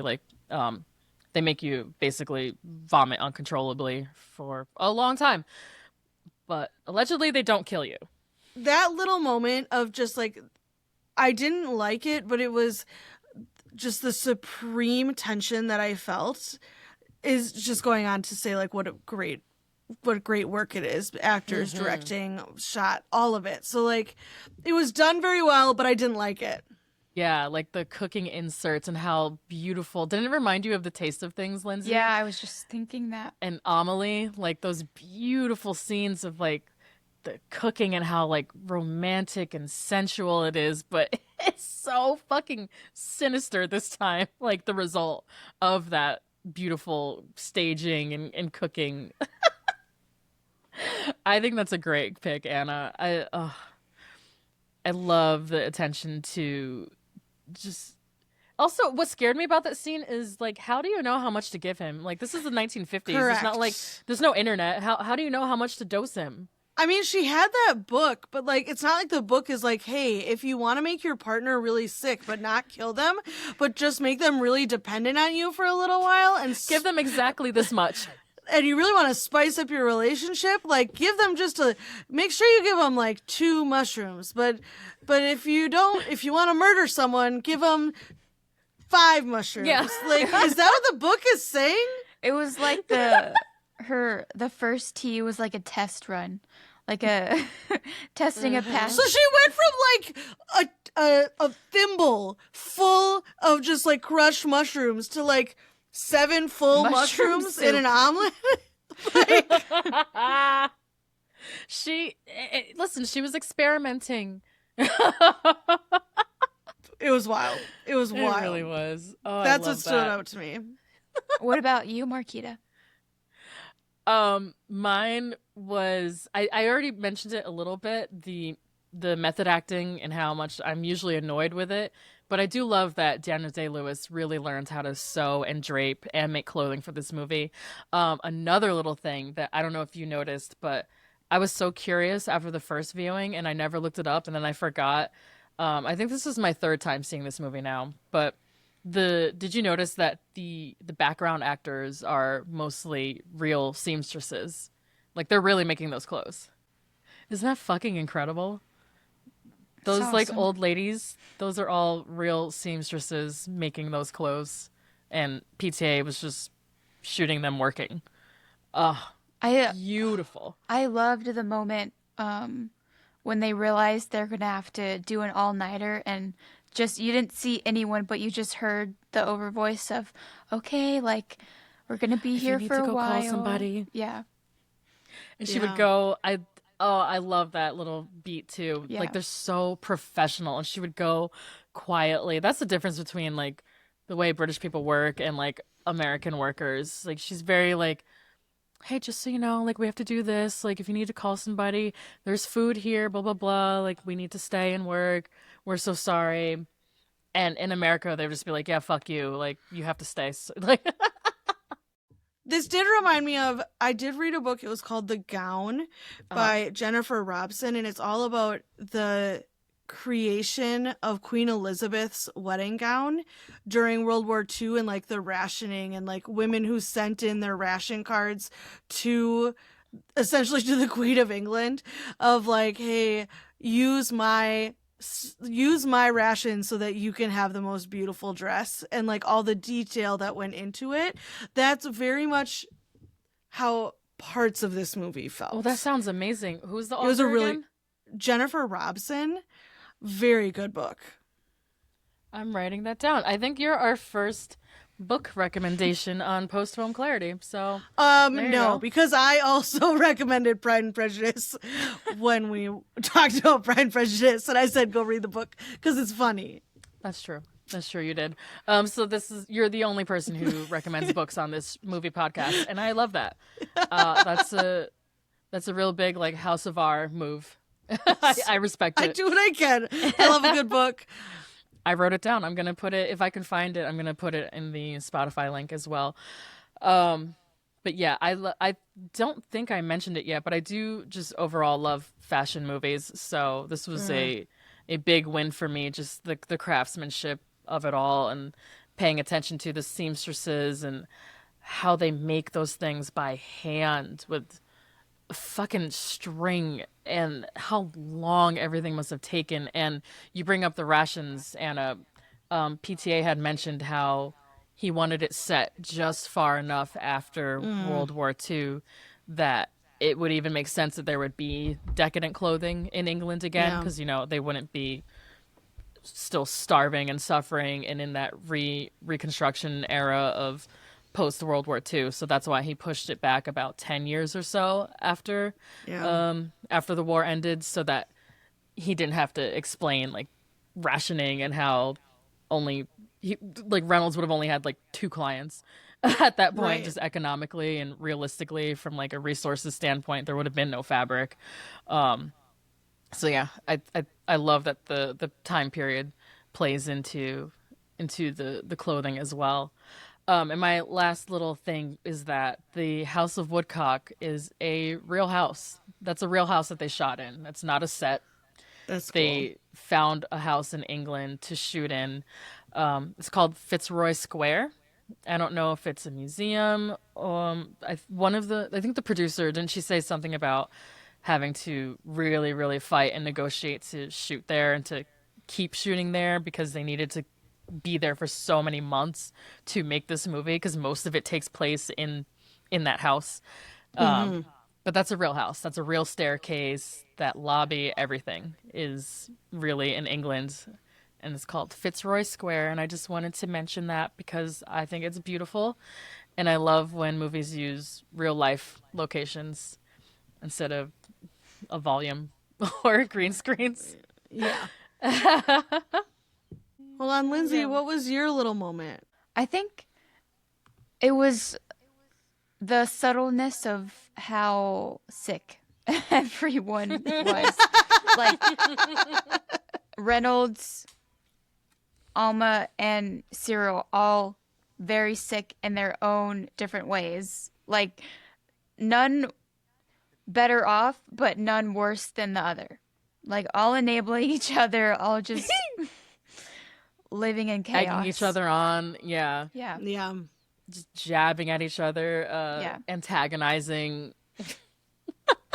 Yeah. That's valid. But also, I just want to mention again how many women are in this movie, but we know nothing about any of them. Like it Because kills they're me. all there. I know. Because they're all there basically to facilitate Yeah. this man baby. It kills it probably me. Like, doesn't even pass like the Bechdel test. No, absolutely not. There's no way. What is that for anyone that doesn't know? Oh, it's sorry. The Bechdel test is about like how many times women in film interact with one another and they're not talking about a man. Oh, okay. So like movies that you think of with these like when you think of like these feminist icon movies, like you think of even like Lord of the Rings with Arwen and Galadriel and Eowyn, thank you. Oh, Eowyn. To myself. Yeah.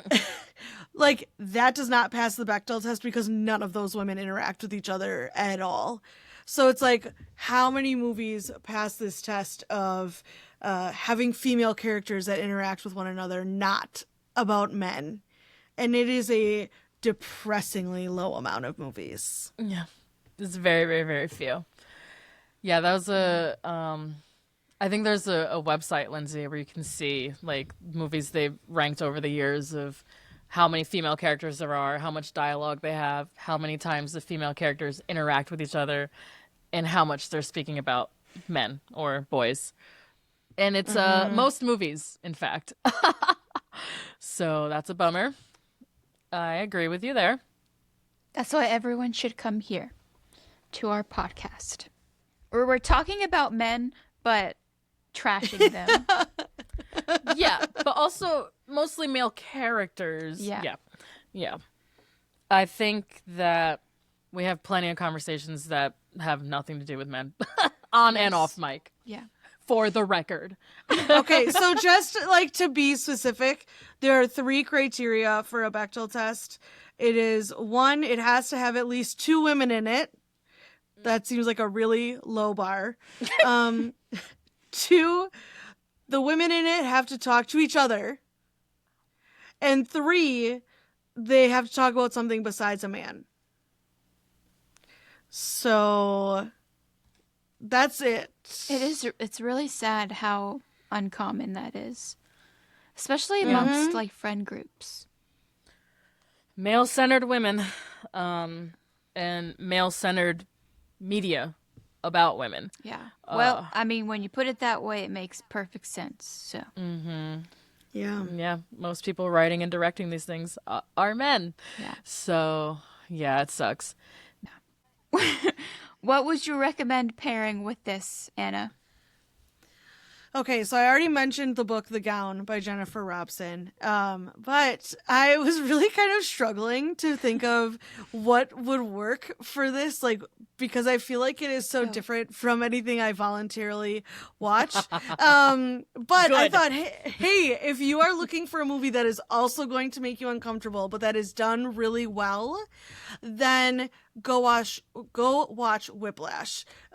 Whiplash is another one of those movies where, like, I think my butt is clenched the entire time I'm watching it, but it is very, very good. I can only watch it like maybe every couple of years because it makes me so uncomfortable. And then anytime I hear jazz afterwards for like several months, I'm like, oh my gosh. Flinching, yeah. Yes. It does have one of my favorite lines of all time, which is "Turn my pages, bitch." Or actually, I think it's "Turn my fucking pages, bitch." But it's great, fantastic movie, very uncomfortable. Then go listen to the Stones Top 10 episode about it because, gotta plug myself there a little bit, baby. I agree. I love Whiplash, and it also thematically fits in very well with this movie. Just on top of the discomfort, the whole like evil male genius that everyone is scared of and like coddles to, and his little outbursts over fucking nothing half of the time. Yes, and how he uses control and manipulation to get Andrew to make better music. He's helping him.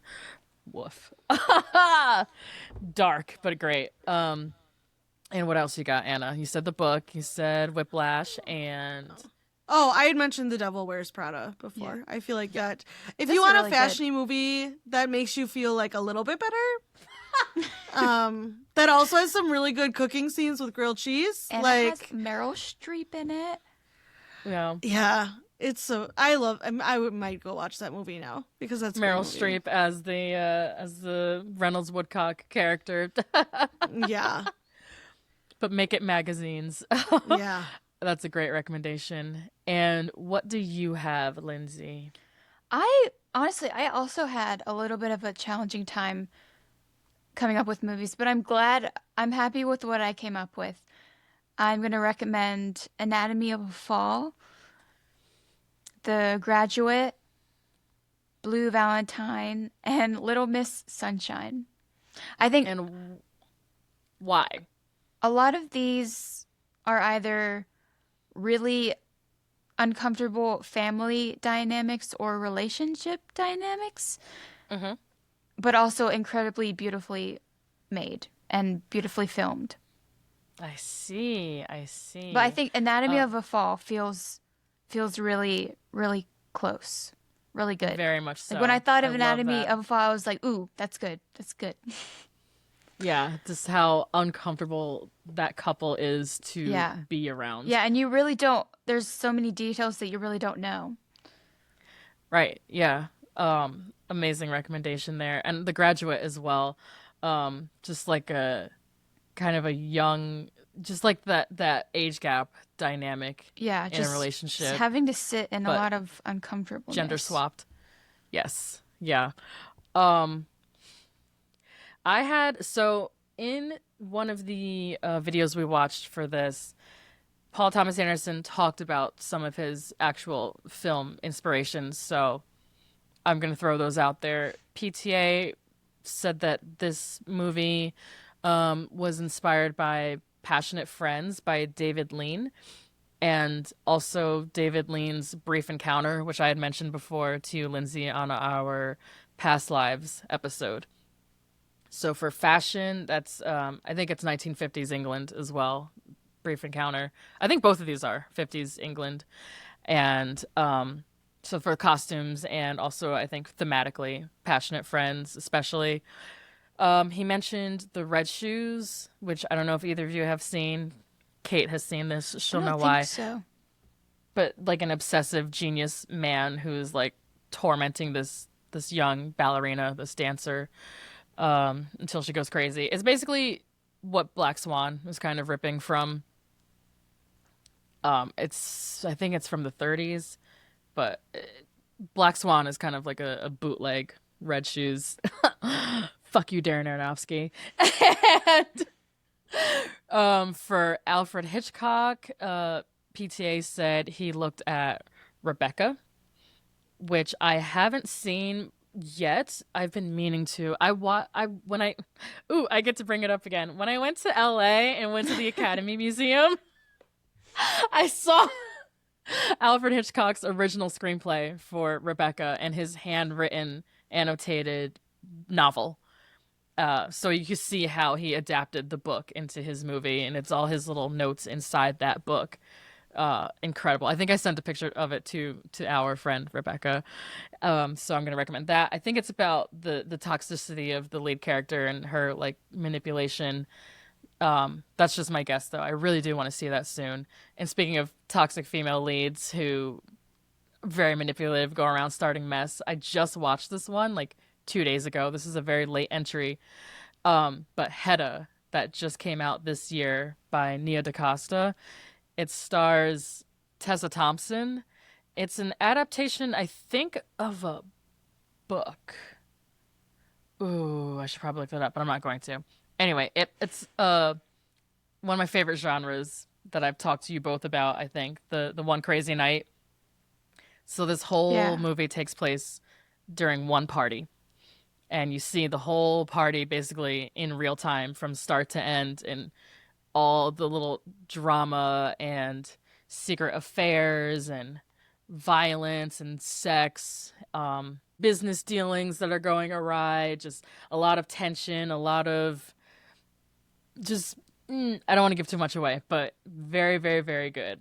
It's on Amazon Prime right now. I think it's an Amazon movie, actually. So Hedda, definitely recommend that. So one PTA movie that I want to recommend is Punch Drunk Love. That's the Adam Sandler one that I've spoken to you about before, Lindsay. I still haven't seen that. Yeah, it's another fucked up unconventional romance, but this is It's about on my list. yeah, I don't know if you will like it, Anna. I'm not sure, but it's really good. It is again beautiful, and it was Adam Sandler's first like serious role ever. This is like 2002, I believe. So it's earlier PTA, and young Adam Sandler, making that switch into like dramatic romance. Um, question mark. So definitely Punch Drunk Love. There's a lot of PTA, like the origins for Phantom Thread in that older movie. You can see like the threads. I didn't even do that on purpose. For tense relationship movie where you're kind of just cringing the whole time, but also think like, damn, these people are probably perfect for each other.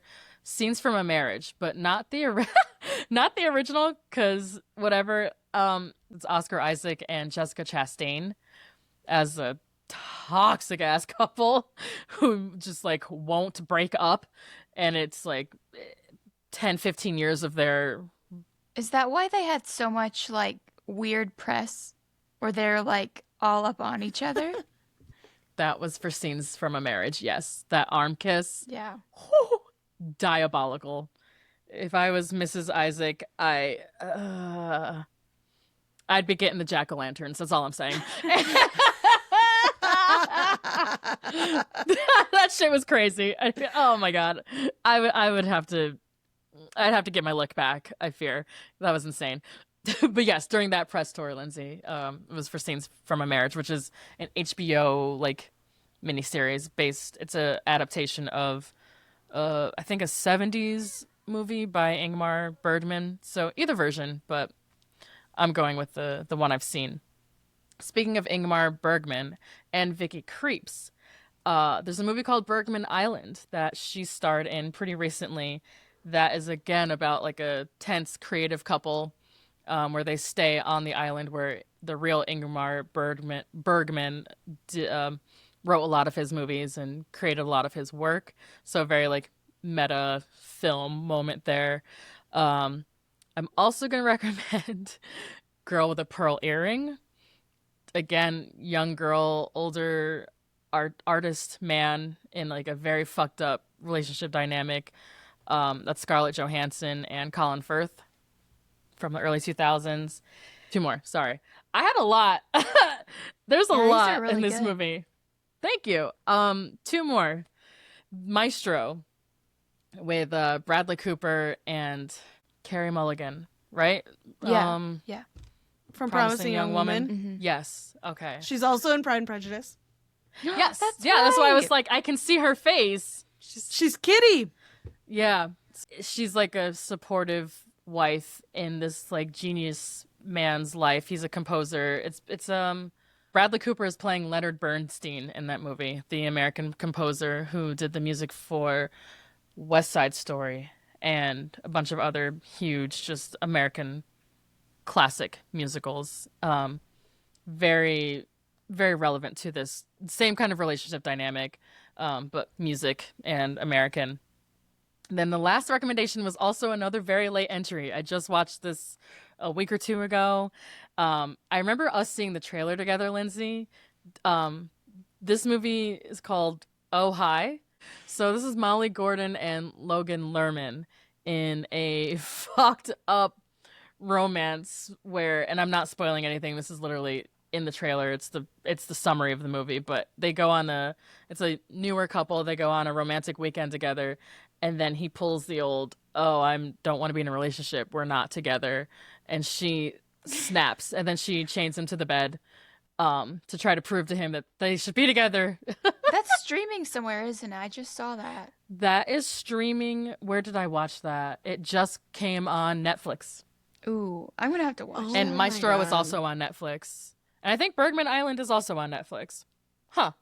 I just feel like that would give me college flashbacks of like, oh, we've been together for like a year, but I don't want to be in a relationship. So Bitch. Yeah. we're it's not like that. actually together. We're oh my not a God. couple. Oh. She's like, then why are we here on a couple's trip together doing all these coupley things? And we've been dating for, I think she says like 6 months or something. And he's like, oh, you thought we were together? And she's like, oh, we're together. So, yeah, she basically traps him in the house and tries to make him fall in love with her. It's amazing. Oh God. Yeah. Mm-mm. Yeah. Highly recommend Oh Hi. Also, fun fact, it is set in High Falls, New York, which is about 15 minutes from where I grew up. Wow. It's beautiful. Yeah, it's like a typical, and I've met couples like this. It's a typical like Brooklyn couple who comes upstate for the weekend to do like a cute little Airbnb, and then they just fight and are miserable the whole time, and literally he's a prisoner. It's great. Highly recommend. So, and speaking of Molly Gordon, look at that. What are we covering next episode, Lindsay? Next episode, we're covering Shiva Baby. We're going to have on one of the loves of my life, speaking of my hometown. She's from the High Falls area as well, actually. She's from nearby in Highland. We're going to have on Bella Mazzetti for that one of my absolute besties from back home. And we are covering that after the new year. So that'll be our first 2026 movie, Shiva Baby, with Molly Gordon and Rachel Sennett. So thank you, Anna, for joining us. Thank you so much for having me. And where can we find you? You can find me on Instagram at StonesTop10s. You can email me at StonesTop10s@gmail.com. All one word for both of those. Yeah, my next episode is going to be Sense and Sensibility, so make sure you check that out. A little bit more Jane Austen. To start this us girl off. loves Jane Austen. I love me some Jane. She's a hidden wit. She's so funny. I love her. Like, from just her adaptations alone, I think I'd really fuck with Jane. I should read one of hers. I should read one of her books. That would probably get me back into reading, maybe. I was going to send you guys both a copy of Pride and Prejudice after we recorded that episode, but then you were so adamantly like, I haven't read a book since I was 18, and I was like, oh, okay. Since I was 25. Well, no, that's not even true. I'm reading a book. I've been reading this book since 2019. So now I'll be expecting Pride and Prejudice in the mail along with a lock of your hair. I want it closed right in the first page. Oh my gosh. I wish I had done this before I cut my hair, because I'm fucking crying. That's this my would have girl. been perfect with my long hair. It's harder to hide it with my short hair. But I'll do it for you. She really is Alma for real. That's why I love her. She's like, so you're giving me your hair, right? So now we're getting a book in the mail and a place and something to put in it. Lindsay, don't scare off our guests. Yeah, so any future guests, it is a requirement that you give us a lock of your hair, or I will also take a vial of blood.